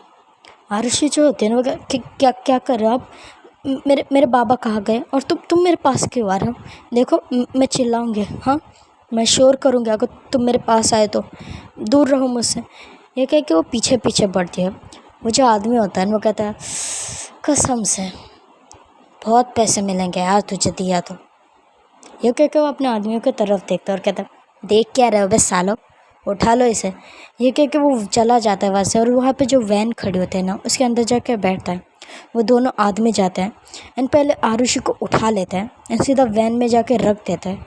वैन में पहले 3-4 लड़कियाँ होती हैं जो कि बेहोश होती हैं, उसके मुंह में पट्टियाँ बांधी होती है, इसलिए वो चिल्ला नहीं पा रही होती है। और जो आरुषि होती है ना, वो रोने लग जाती है, वो चिल्ला रही होती है ज़ोर ज़ोर से। वो जो आदमी होता है ना, वो कहता है, वे सुन, ज़्यादा ना फड़फड़ मत कर, वरना यहाँ से काट के नीचे फेंक देंगे ना, किसी को पता भी नहीं चलेगा कौन थी और कहाँ पे रहती थी।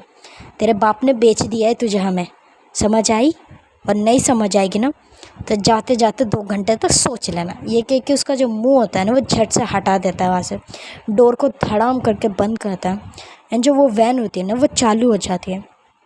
पीछे वैन के दिखाया जाता है वो जो दादी माँ होती है जो सुबह आई होती है, वो पीछे पीछे आते हुए कहते हैं अरे कहाँ ले जा रही हो मेरी बेटी को, रखो उसे नीचे रखो। ये कह के वो डोर को पीटने लगती है। लेकिन वो जो आदमी होता है ना उस दादी को पीछे धकेल देता है। कहता है क्यों बुढ़िया अपनी जान गंवाना चाहती है, सुकून के 4-5 पल मिले उसमें जी ले, जा घर में जाकर मर। ये कह के वहाँ से जीप को स्टार्ट करते हैं उनके वैन को और वहाँ से निकल जाते हैं। कुछ टाइम तक ये लोग ना ऐसे ही चलते रहते हैं। करीबन 2 घंटे बाद ना ये एक बहुत ही बड़े गोडाउन के साइड आते हैं जो कि बहुत बड़ा होता है। उसके अंदर जाके इन 4-5 लड़कियों को अंदर धकेलते हैं और कहते हैं ज़्यादा आवाज़ किया ना तो यही मार के फेंक दूँगा। लेकिन जो आरुषि होती है ना वो चुप नहीं रह रही होती है, वो बहुत ज़्यादा चिल्ला रही होती है और बहुत ज़्यादा पैनिक हो चुकी होती है। वो जो आदमी है वो कहता है साली बहुत ही ज़्यादा चिल्ला रही है यार। ये कह कि वो अपने साइड में से ना एक इंजेक्शन बाहर करता आता है और सीधा आरुषि के नेक में लाइक बहुत ज़ोर से पुश करता है, जिससे वहाँ से थोड़ा ब्लड भी आने लगता है। आरुषि जो है ना वो धीरे धीरे चिल्लाते चिल्लाते नीचे गिर जाती है एंड वो बेहोश हो जाती है। वो जो आदमी होता है वो कहते हैं हमारे बॉस ना बहुत खुश होंगे इन सारे तितलियों को देख के, इन सालियों को पिंजरे में डालो और बोनी लगाना स्टार्ट करो। जितने की भी बोनी होगी ना सबसे ज़्यादा इस लड़की के लेना। साली बहुत ज़्यादा चिल्ला रही थी ना, 1 रुपये कम नहीं किससे लेना, इस लड़की की ज़्यादा डिमांड करना। ये कह के वो आदमी वहाँ से निकल जाता है। सीन फिर से कट टू सीन में आता है। जो नताशा होती है ना वो लोग हाईवे से निकल रहे होते हैं एंड एक बहुत ही बड़े गोडाउन के सामने इनके कार आके रुकती है। वहाँ पे पहले बहुत सारे कार्स होते हैं एंड अब ना करीबन 10 साढ़े 10 हो चुके होते हैं। नताशा अपनी कार में से उतरती है, इसके साइड बहुत सारे बॉडीगार्ड्स होते हैं एंड हमारी सैम तो कंटिन्यू उसके सामने होती है। सैम के हाथ में एक गन होती है जो कि बहुत बड़ी होती है। सैम अपने आसपास देखती है एंड कहती है बॉस चले। जो नताशा होती है कहते हैं हाँ चलो। ये कह के वो लोग अंदर जाते हैं। जब वो लोग सब चल रहे होते हैं ना लाइक नताशा का ऑरा ही अलग होता है। सारे लोग उसे देख रहे होते हैं जो कि वहाँ पे क्लाइंट के तरफ से आए होते हैं। सारे लोग उसे देख रहे होते हैं बिकॉज नताशा का सच में ऑरा थोड़ा हाई होता है। ओके, नताशा आती है एंड जो सबसे बड़ी वाली चेयर होती है ना लाइक अ क्वीन वाली, उसमें आके बैठ जाती है और वो सामने देखते हैं। सामने लाइक एक टेज टाइप होता है, उसके अंदर 4 बॉक्सेस होते हैं लेकिन अभी उस पर रेड कलर का कपड़े बांधे होते हैं, इसलिए अभी तक पता नहीं उसका कि उसके अंदर कौन है, कितने लड़कियां हैं, कहाँ से हैं, कुछ नहीं पता होता है। अब ना कुछ टाइम बाद वहाँ पे बहुत सारे क्लाइंट्स आने लग जाते हैं एंड नताशा को ना सिर्फ ये सारी चीज़ें ऑब्जर्व करनी होती हैं एंड उसे इन सब से कम कम पैसे लगाने होते हैं ताकि कोई उस पर शक ना करे।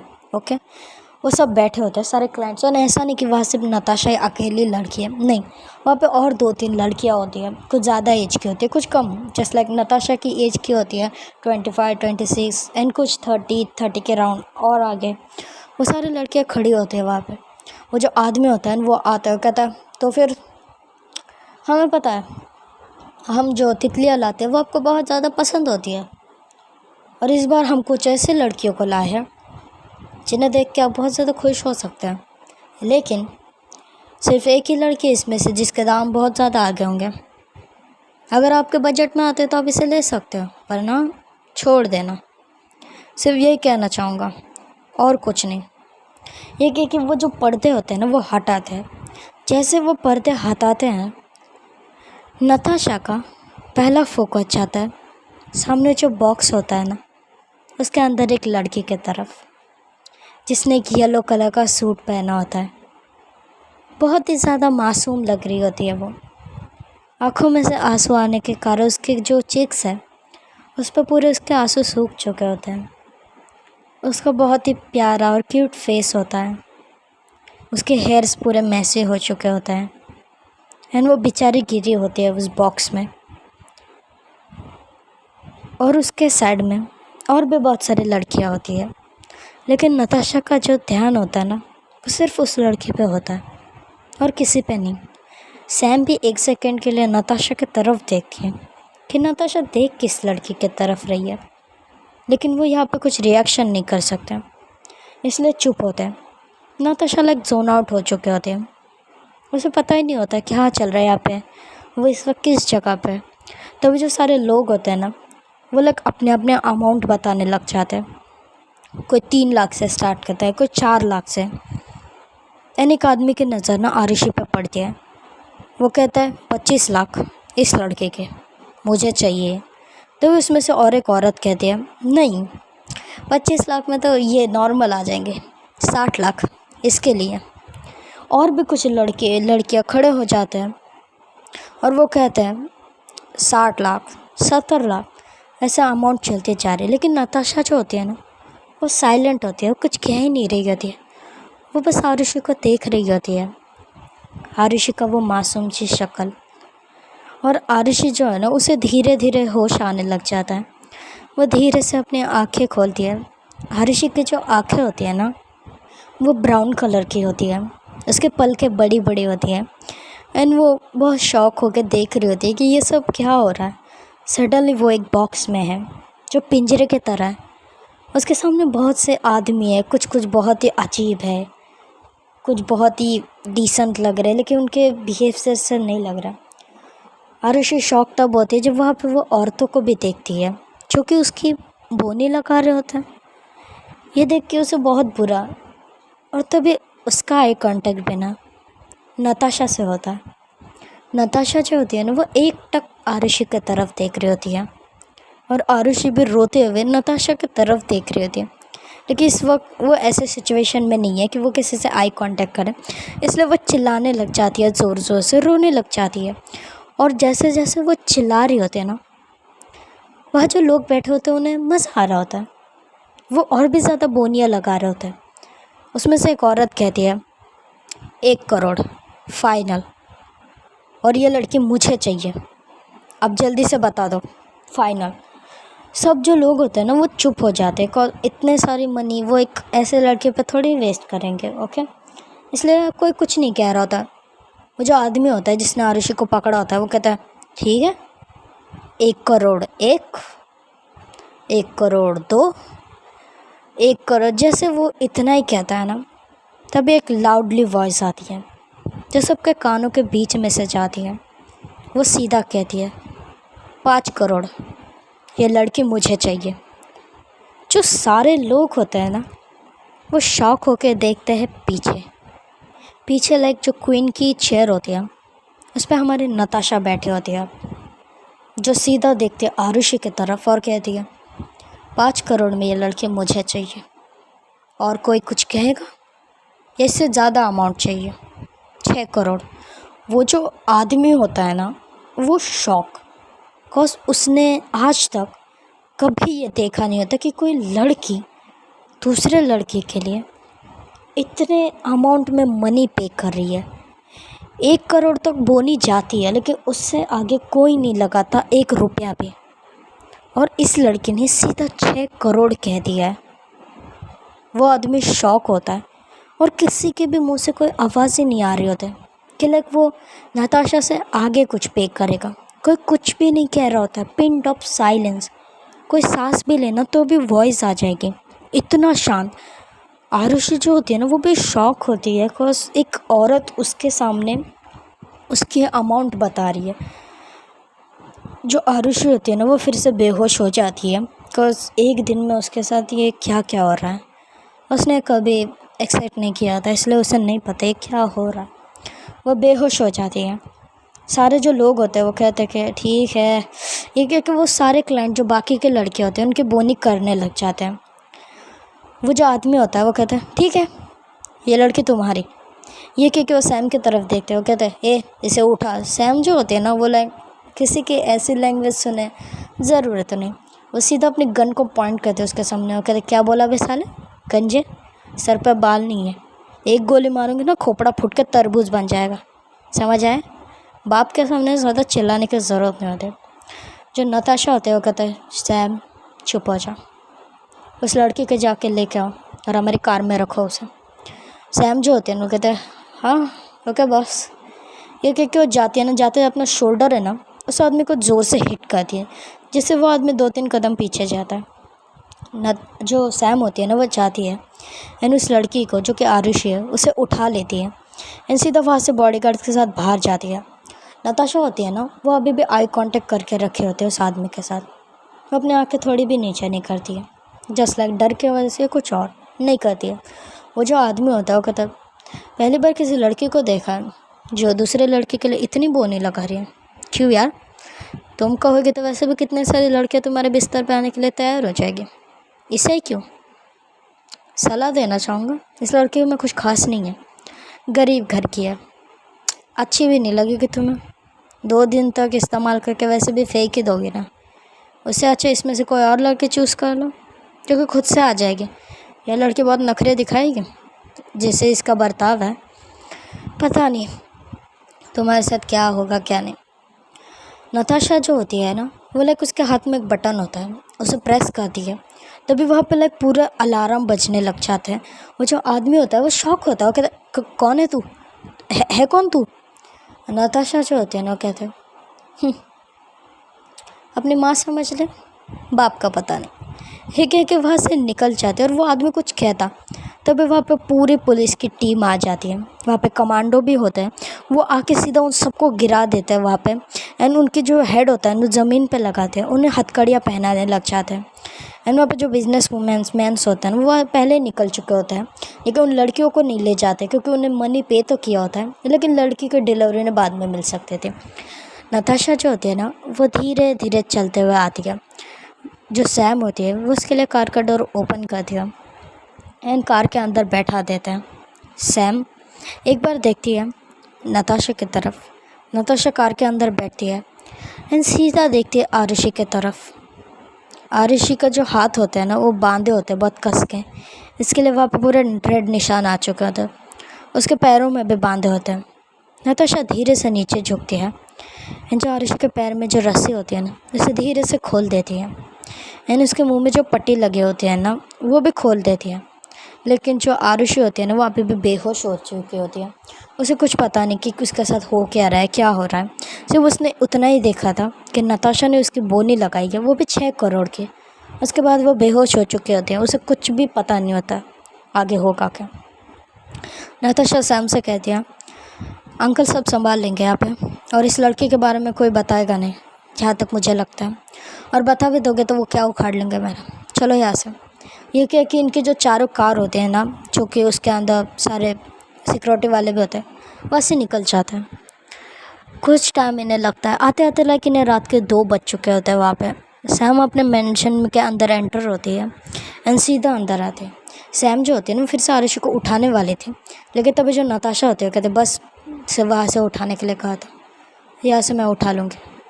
ये कह के वो आती है आरुषि की तरफ, आरुषि के फेस की तरफ देखती है, बहुत ही क्यूट सा फेस होता है।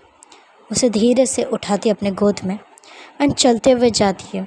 मेंशन के अंदर सारे जो लाइक सर्वेंट होता है वो देखते एक बार नताशा की तरफ, लेकिन किसी की इतनी हिम्मत नहीं कि उससे पूछ सके कि यह है कौन, और कोई पूछेगा भी क्यों, उनके बॉस है ये, वो क्यों पूछेंगे। नताशा जाती है, अपने बेडरूम का डोर ओपन करती है एंड धीरे से आरुषि को वहाँ लेटा देती है एंड उसके जो हैंड होते हैं ना, उसे ओपन करती है जिसके अंदर रस्सियाँ लगी होती हैं, और देखते हैं तो उसके हैंड पे पूरा रेडनेस हो चुका होता है। नताशा उसके तरफ देखती है एंड धीरे से अपना कोट ओपन करती है, उसको कोट को हैंगर पे टांगती है एंड अपना जो वहाँ पे टेलीफोन होता है वो उठाती है एंड सीधा नीचे सैम की तरफ कॉल करती है और कहती है मुझे डिस्टर्ब मत करना, और सुबह तो कोई अपना मनुष्य चेहरा लेकर मेरे रूम तक मत आना। ये कह के कॉल कट कर देती है। सैम जो होती है ना, वो स्माइल करती है, बिकॉज उसे लग रहा होता है कि नताशा ऑब्वियसली उसके साथ वो सब करने के लिए उसे लाई है, तो हाँ वो किसी को थोड़ी ना बुलाएगी ऊपर।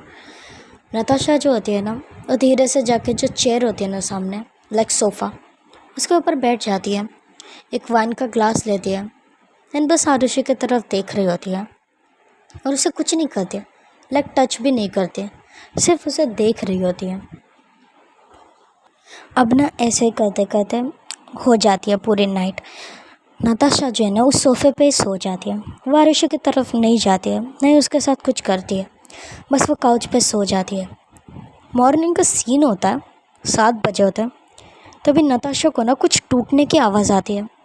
नताशा झट से अपनी आंखें खोलती है एंड देखती है तो सामने जो आरुषि होती है ना, उसके हाथ से एक बाउल नीचे गिर चुका होता है एंड वो घबरा के देखती है नताशा की तरफ और वो बहुत ज़्यादा डर जाती है और कहती है, प्लीज़ प्लीज़ मेरे साथ मत कुछ करना, मैं ऐसी लड़की नहीं हूँ, मुझे इन लोगों ने ज़बरदस्ती यहाँ पे लाया था, प्लीज़ मुझे मेरे घर छोड़ दो, प्लीज़ मैं ऐसे काम नहीं करती, प्लीज़ मेरे पापा ने मुझे बेच दिया था, अब मुझे छोड़ दीजिए, मैं आपके पैर पड़ती हूँ। ये कह के वो आती है नताशा की तरफ एंड नीचे घुटने ऋषि जो है वो कहती है, प्लीज़ प्लीज़ मुझे जाने दीजिए। ये कह के वो घुटने पे बैठ जाती है और कहती है, मैं ऐसी लड़की नहीं हूँ, मैं घर जाना चाहती हूँ, प्लीज़। जो नताशा होती है वो कुछ नहीं कहती, बस वो सीधे से कहती है, तुम्हारे बाप ने तुम्हें बेच दिया 1 लाख में और तुम्हारा वो टूटा सा घर उससे, और बस उसे कोई फ़िक्र नहीं है तुम्हारी। जब उससे पूछा तो उसने कह दिया कि तुम एक लड़के के साथ भाग गई हो या पता नहीं मर चुके हो, और ये मेरे एक बॉडीगार्ड ने बताया। तो अब तुम बताओ तुम्हें कहाँ जाना है, वापस उस घर में? तुम्हें समझ आ रहा है तुम्हारे साथ हुआ क्या है? तुम्हारे बाप ने तुम्हें बेच दिया है और पता नहीं तुम्हारी खुशनसीबी है या कुछ और कि मैंने ख़रीदा है तुम्हें। अगर किसी आदमी ने किसी और औरत ने ख़रीदा होता तो खुद को एक बार देख लो, तुमने अभी भी खुद के कपड़े पहने हैं, तुम्हारे ऊपर कोई चोट का निशान नहीं है, मैं तुम्हारे साथ इंटीमेट भी नहीं हुई हूँ अभी तक। लेकिन अगर तुम किसी और के साथ होते, आई डोंट थिंक कि वो तुम्हें ऐसे ही छोड़ देता, क्योंकि तुम दिखने में बहुत अच्छी हो, बहुत क्यूट हो, हॉट हो, सेक्सी हो। आई एम डैम श्योर कोई और कंट्रोल नहीं कर पाता, लेकिन मुझे इस चीज़ की कोई ज़रूरत नहीं है, इसलिए मैंने कुछ नहीं किया अभी तक तुम्हारे साथ। लेकिन ये बात अपने दिमाग में बैठा लो कि मैंने तुम्हें ख़रीदा है, समझ आ रहा है? मैंने तुम्हें मनी दे के बाय किया है 6 लाख में। एक्चुअली तुमने सुना होगा 6 करोड़, लेकिन उस साले की इतने औकात नहीं है, और वो पैसे मैंने किसी गरीब बच्चों में डोनेट कर दिया, क्योंकि इस रेड लाइट एरिया को मैंने बंद करवा दिया है इसीलिए। और डरो मत, जब तक तुम्हारी मर्ज़ी नहीं होगी मैं तुम्हें टच नहीं करूँगी, तुम मेरे घर में सेफ़ हो।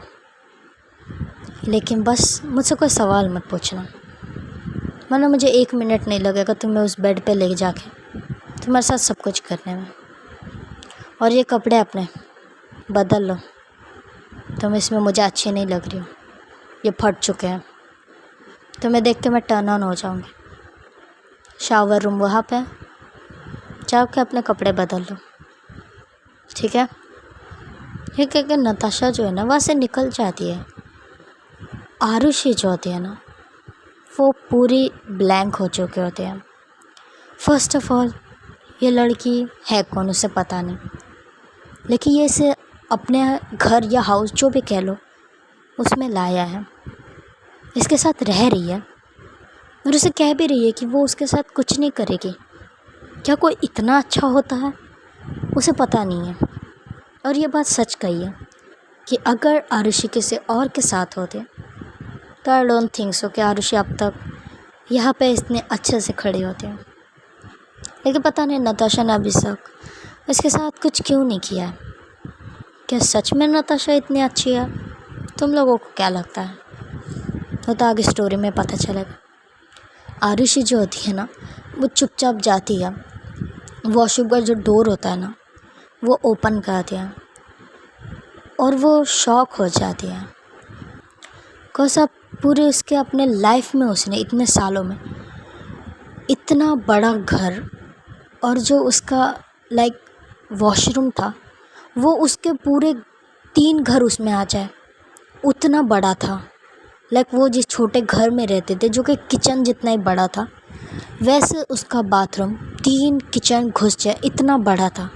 एक बहुत बड़ा बाथटब, इतना बड़ा कि उसमें 3-4 लोग आ जाए।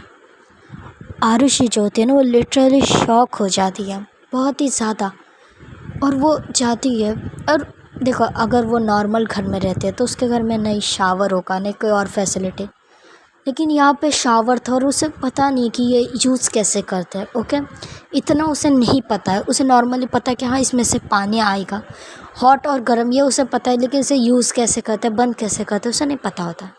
और हाँ गाइस, अगर तुम्हारे घर में शावर वावर होगा ओके ऊपर, तो उसके लिए भी फैसिलिटी आती है अलग अलग टाइप की। जितना महंगा होता है उसके उतने ही ज़्यादा जो सिस्टम होते हैं ना उतने हाई लेवल के होते हैं, इसलिए कई कई जगह पे कुछ ज़्यादा। और ये वाला जो शावर था ना वो लाइक वॉल से अटैच था। ओके, वॉल से पानी आएगा सीधा, तो इसलिए उसके अलग सेटिंग्स होते हैं जो आरुषि को नहीं समझ आ रहे होते। आरुषि फिर से बाहर जाती है। बाहर ना रूम में लाइक नताशा पहले से खड़ी होती है। नताशा देखते हैं आरुषि की तरफ और कहती है, तुमने शावर क्यों नहीं लिया अभी तक? मैंने कहा ना हमें नीचे ब्रेकफास्ट के लिए जाना है, तो जल्दी से शावर ले लो, मुझे टाइम ब्रेक करना पसंद नहीं है।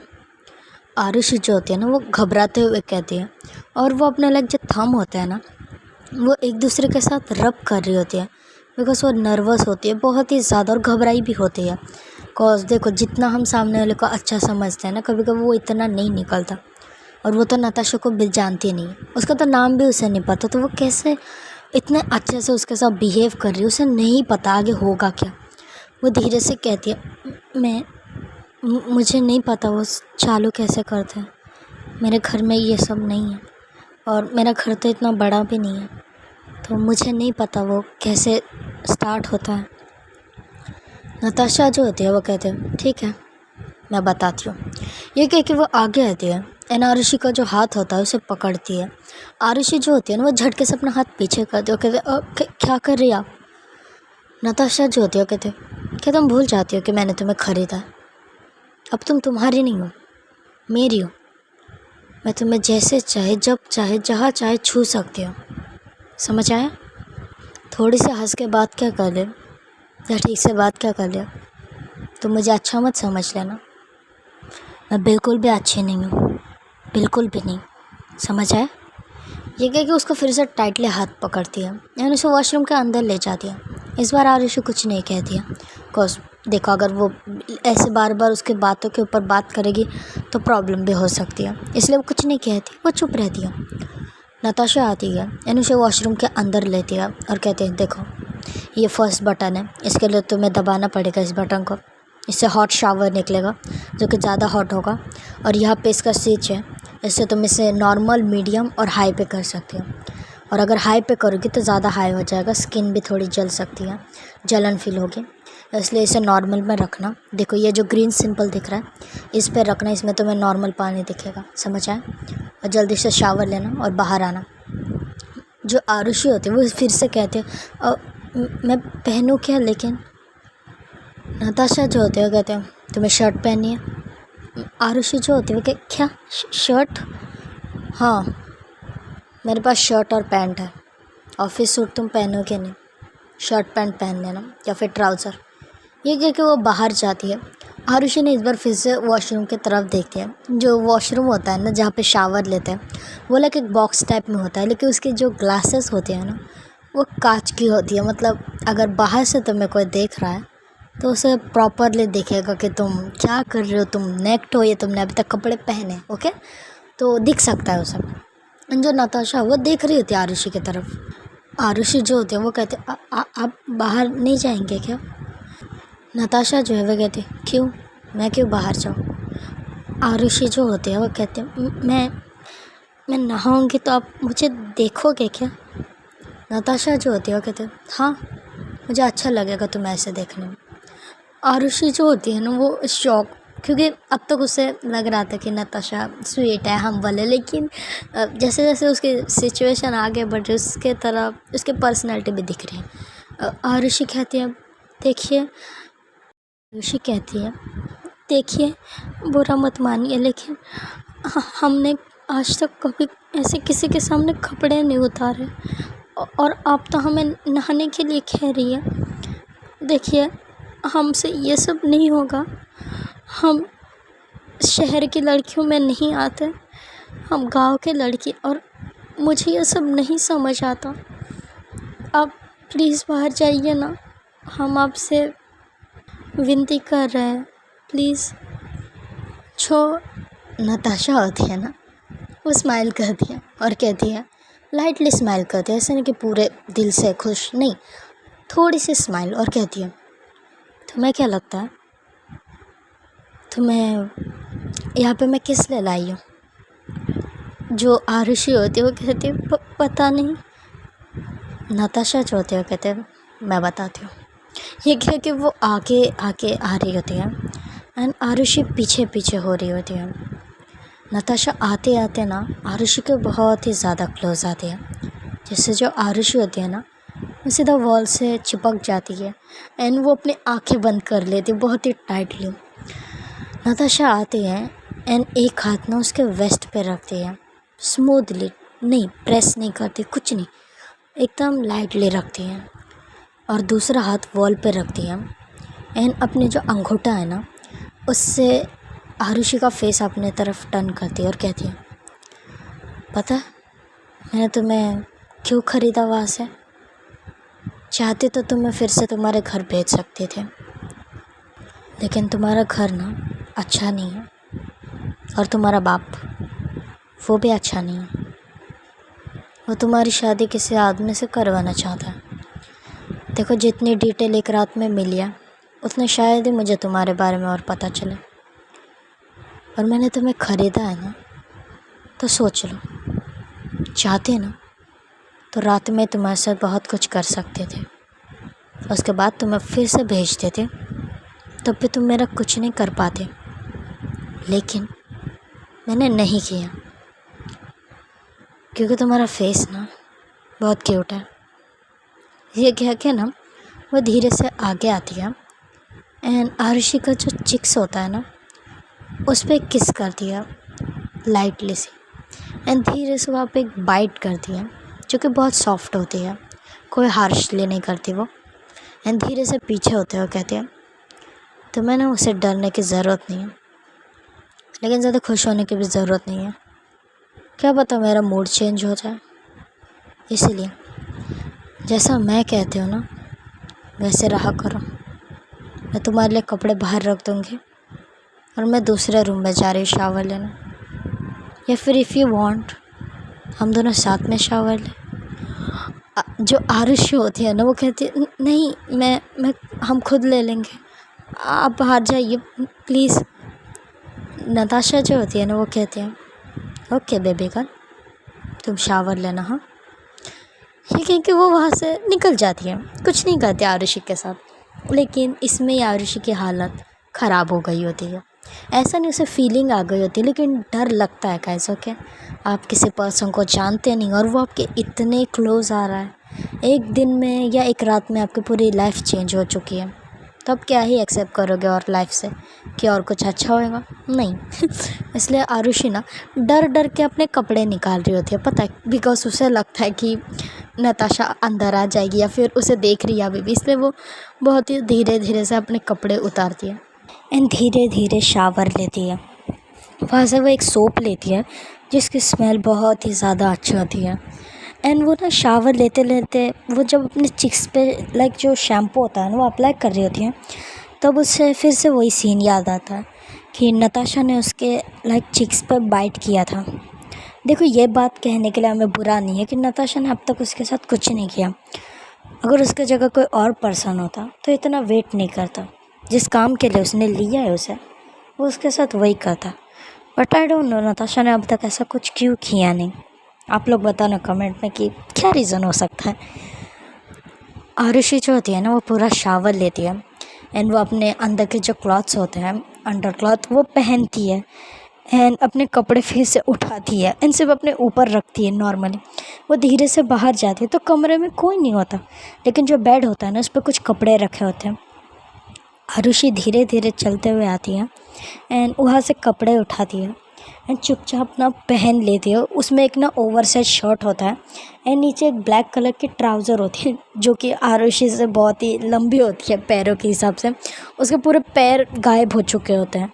वो कहते हैं इतने बड़े, ये कह के वो ना नीचे से उस जो पैंट होती है ना उसको फोल्ड कर लेती है एंड वैसे वो हाथों को भी कर लेती है और लाइक वो क्यूट बहुत लग रही होती है उन कपड़ों में। और वो धीरे से ना डोर जो होता है ना वो ओपन कर दिया। वो जैसे डोर ओपन कर दिया ना, उसके सामने नताशा खड़े होते हैं।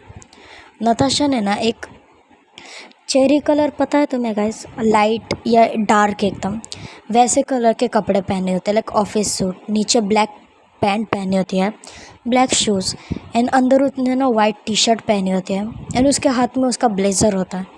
वो देखती है आरुषि की तरफ और कहती है, हो गया तुम्हारा, और ये कपड़े तुमने ऐसे क्यों कर रखे हैं? आरुषि जो होती है ना वो फिर से अपने थंब को रब कर रही होती है और कहती है, आपके कपड़े शायद बड़े हैं ज़्यादा ही, मुझे ठीक से नहीं आ रहे थे, इसलिए मैंने फोल्ड कर लिए, लेकिन ठीक है, गंदे भी नहीं होंगे। नताशा जो है वो कहती है, मैं अभी बाहर जा रही हूँ मेरी कंपनी में, तुम घर में रहना और बाहर जाने की कोशिश मत करना, समझ आए? आरुषि जो होती है ना वो डर के मारे अपना सर हाँ में हिला देती है। नताशा कहते हैं, चलो मेरे पीछे पीछे। ये कह के वो नीचे आते सीढ़ियों से। आरुषि जब उसने आई थी ना तो उसने ये घर देखा ही नहीं था, लेकिन जैसे जैसे वो सीढ़ियों से नीचे उतर रही होती है ना, इतना बड़ा घर देख के वो शॉक हो जाती है। उसकी आंखें लग फट जाती है, बिकॉज उसने पूरी लाइफ में अपने इतना बड़ा घर कभी नहीं देखा था। पूरे चमक रहे होते, ऊपर लाइक एक बहुत बड़ा झूमर लगा होता है जो बहुत ही ज़्यादा अच्छा लग रहा होता है, बहुत ही ज़्यादा। एंड ये पूरा घर बहुत ही अच्छा होता है, नीचे वाइट कलर के सोफ़े लगे होते हैं, बहुत ही बड़ा हॉल होता है, साइड में एक डाइनिंग टेबल होता है जो कि बहुत ही बड़ा होता है, वहाँ पे 7-8 चेयर्स लगे होते हैं, बहुत सारे सर्वेंट खड़े होते हैं, बॉडीगार्ड्स खड़े होते हैं। आरुषि को तो ना ऐसा लग रहा होता है कि वो ड्रीम में है, बिकॉज उसने आज तक ऐसा कभी देखा ही नहीं होता है। नताशा होती है वो देखती है आरुषि की तरफ और कहते हैं, क्या हुआ, तुम्हें कुछ चाहिए? जो आरुषि होती है वो कहते हैं, कुछ नहीं चाहिए। क्या बोलेगी यार, उसका मुंह ही बंद हो चुका है। आरुषि जो होती है ना वो धीरे धीरे नताशा के पीछे पीछे चले। सैम जो होती है ना वो देखती है आरुषि की तरफ और कहती है, इसे देख के लग तो नहीं रहा है कि बॉस ने इसके साथ कुछ किया है, ना कोई बाइट, ना कोई भी निशान नहीं दिख रहा है यार। लेकिन सैम कुछ नहीं कहती, अपने बॉस के सामने थोड़ी वो पूछ सकते कि आपने कुछ किया या नहीं ऐसा थोड़ी वो पूछेगी, इसलिए सैम चुपचाप खड़ी होती है। वहाँ पे आके ना सेक्रेटरी भी खड़ी होती है नताशा के, एंड वो सब ना डाइनिंग टेबल पे बैठते हैं जैसे नताशा आती है। नताशा ना आरुषि के लिए बैठती है पहले, एंड एक चेयर को साइड करते हैं अपने पैर से और कहते हैं, बैठो इस पर। आरुषि ना चुपचाप आती है और वहाँ पे बैठ जाती है। वो थोड़ा सा नर्वस फील कर रही होती है, अभी तक तो वो दोनों थे, लेकिन यहाँ पे बहुत सारे सर्वेंट थे जो कि आरुषि को घूर के देख रहे होते हैं। और रात को जब नताशा ने उसे ऐसे हालत में लाया था तो सबको लाइक जानने की थोड़ी क्यूरियोसिटी होती है कि ये है कौन एक्चुअली में। नताशा देखते एक बार आरुषि की तरफ और उसे समझ आ जाता है कि आरुषि ऑकवर्ड फील करे।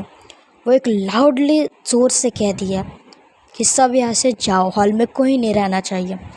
सारे जो बॉडीगार्ड्स होते हैं वो तो नहीं जा सकते, लेकिन वो टर्न होकर खड़े हो जाते हैं, एंड जितने भी सर्वेंट होते हैं वो वहाँ से निकल जाते हैं। नताशा जो होती है वो देखते हैं आरुषि की तरफ और कहते हैं, क्लियर, अब कोई नहीं है तुम्हें देखने वाला, चुपचाप खाओ। एंड जैसे कि रेगुलर नताशा खाती है उसके लिए वही सैलेड आ चुका होता है जो वो खा रही होती है चुपचाप। आरुषि एक बार उसके बाउल की तरफ देखते हैं और कहते हैं, इतना पैसा होने के बाद भी ये घास फूस क्यों खा रही है, बड़े लोग को ऐसे खाते हैं क्या? और वो खुद के प्लेट की तरफ देखते हैं तो उसमें भी ना वैसे ही कुछ होता है, बट थोड़ा अच्छा होता है, लाइक राइस होता है, कुछ चिकन्स होता है, उसमें ऑमलेट होता है, बहुत कुछ अच्छा। लेकिन नताशा के प्लेट में लाइक पूरा सैलेड ही भरा होता है, उसके अंदर कुछ ज़्यादा हैवी नहीं होता। नताशा देखती है खाते खाते आरुषि की तरफ और कहते हो, तुम्हें नहीं खाना क्या? भूख नहीं है तो चलो हम बेडरूम में जा सकते हैं। आरुषि जो होती है वो कहते नहीं नहीं, मैं खा लूँगी, मुझे भूख है। क्योंकि वो चुपचाप खाने लग जाती है। जो नताशा की सेक्रेटरी होते हैं वो एक बार देखते हैं नताशा की तरफ, एंड देखते एक बार लड़की जो बैठे होते हैं लाइक आरुषि उसके तरफ और कहते हैं, आपका नाम क्या है वैसे मैम? आरुषि जो होती है वो खाते खाते देखते उसके तरफ और कहते हैं, हाँ हमारा नाम नताशा है, ओ सॉरी हमारा नाम आरुषि है। जो सेक्रेटरी होते हैं वो कहते हैं, ओ अच्छा मेरा नाम पल्लवी है, पल्लवी खन्ना, बट अब प्यार से पल्लवी भी कह सकते हैं। आरुषि जो होते हैं वो कहते हैं, पल्लवी जी हाँ। एंड वो देखती है सामने सैम की तरफ, सैम जो होते हैं वो घूर के देख रहे होते हैं आरुषि की तरफ। आरुषि जो होती है वो थोड़ी सी स्माइल करती है क्योंकि वो कुछ कहती नहीं है, वो अपना हेड नीचे करती है एंड चुपचाप खाने लगती है। नताशा एक बार देखती है आरुषि की तरफ एंड दूसरी तरफ देखते हैं सैम की तरफ। सैम जो होते हैं ना वो उसे देख रहे होते हैं। नताशा कहती है, क्या हुआ, तुम्हारा पेट भर चुका है या ज़िंदगी से मन भर चुका है? चुपचाप खाओ ना। क्या वो कोई मॉडल है जो तुम उसे देख रही हो इतनी गौर से? लड़की है, दिखाई नहीं दे रहा? सैम जो होते हो कहते, सॉरी बॉस, वो मैं सिर्फ देख रही थी। हाँ, वो तो दिख ही रहा है मुझे। नज़रें नीचे कर लो, खाना नीचे है ना कि सामने। जो सैम होते हो कहते, सॉरी बॉस। ये क्योंकि वो चुपचाप खाती है। नताशा जो होती है वो खाते खाते देखते हैं आरुषि की तरफ और कहते हैं, मेरी बात सुनो, तुम्हें कैसे कपड़े पसंद है? आरुषि जो होती है वो कहते, हाँ क्या मतलब? नताशा जो होते हैं वो कहते हैं, सुनाई नहीं देता एक बार? या पूरी ज़िंदगी तुम्हें मेरे ही कपड़े पहनने? रात में ठीक है, जब हम दोनों हो गए तो तुम मेरे पहन सकते हो, लेकिन इनके सामने तुम मेरे कपड़े पहन के क्यों घूमोगे? तुम्हें कौन से कपड़े पसंद है? आरुषि ना लाइक शॉक कि मतलब इसका मीनिंग अब क्या हो सकता है। वो कहते हैं लाइक, हाँ मुझे सूट सलवार ज़्यादा पसंद है, मैं उसमें कंफर्टेबल होती हूँ। नताशा जो होती है वो कहते हैं, ठीक है बाद में देखेंगे। क्योंकि वो ब्रेकफास्ट करती हैं। देन इन लोगों का ब्रेकफास्ट जब हो जाता है ना, नताशा उठती है वहाँ से और कहती है, चलो मैं ऑफिस जा रही हूँ और तुम घर में रहना। तुम्हें भूख लगे तो यहाँ पे सर्वेंट से कहना, और किसी से बात करने की ज़रूरत नहीं है। मेरे रूम में जाना, वहाँ पे 3D टीवी लगी है, टीवी चाहे तो देख सकती हो। तुम्हारे पास सेल फ़ोन है? आरुषि जो होती है वो कहते, सेल फ़ोन? फिर उसे याद आता है अपना सेल फ़ोन जो कि लाइक पूरा टूट चुका होता है, और उस पर ना उसने लबर्स जो होती है ना वो लगाई रखी होती है ताकि उसकी स्क्रीन बाहर ना निकले। आरुषि जो होती है वो सोचती है और कहते, नहीं मेरे पास सेल फ़ोन नहीं है। नताशा जो होती है वो कहते, ठीक है जाओ ऊपर जाओ। ये कह के उसे थोड़ा सा पुश कर दिया। आरुषि जो होती है ना वो धीरे धीरे चलते हुए चली जाती है ऊपर की तरफ। एंड नताशा जो होती है ना वो घर से बाहर निकल जाती है। अब ना कुछ टाइम बाद सीन दिखाया जाता है। जो आरुषि होती है ना वो पूरा घर देख रही होती है। उसके लिए बहुत सारा न्यू चीज़ें हैं, बहुत बड़े बड़े झूमर, बहुत बड़े बड़े वाले गमले रखे होते हैं, इतना बड़ा गार्डन, इतना बड़ा घर, इतने बॉडीगार्ड्स वगैरह, फ्लावर। वो देख के थोड़ी खुश तो होती है, लेकिन उसे अभी भी समझ नहीं आ रहा होता कि नताशा ने उसे लाया क्यों। और बात तो देखो, उसे अभी तक नताशा का नाम भी उसे अभी तक पता नहीं है। तो गाइस आज की ना स्टोरी बस यही तक। इसका नेक्स्ट चैप्टर मैं शायद जल्दी दे दूँ, ये मेरे मूड पे डिपेंड करता है। ओके, तो लाइक करो, सब्सक्राइब करो मेरे चैनल को। मैं मिलूँगी इसके नेक्स्ट पार्ट को लेके, और तुम मुझे बताना तुम्हें इसका नेक्स्ट पार्ट सुनने के लिए कितने एक्साइटेड हो। ओके, तो कमेंट भी नीचे कर सकते हो गाइस कि तुम्हें स्टोरी कैसी लग रही है। ओके, तो आज के लिए बस इतना ही। Bye bye.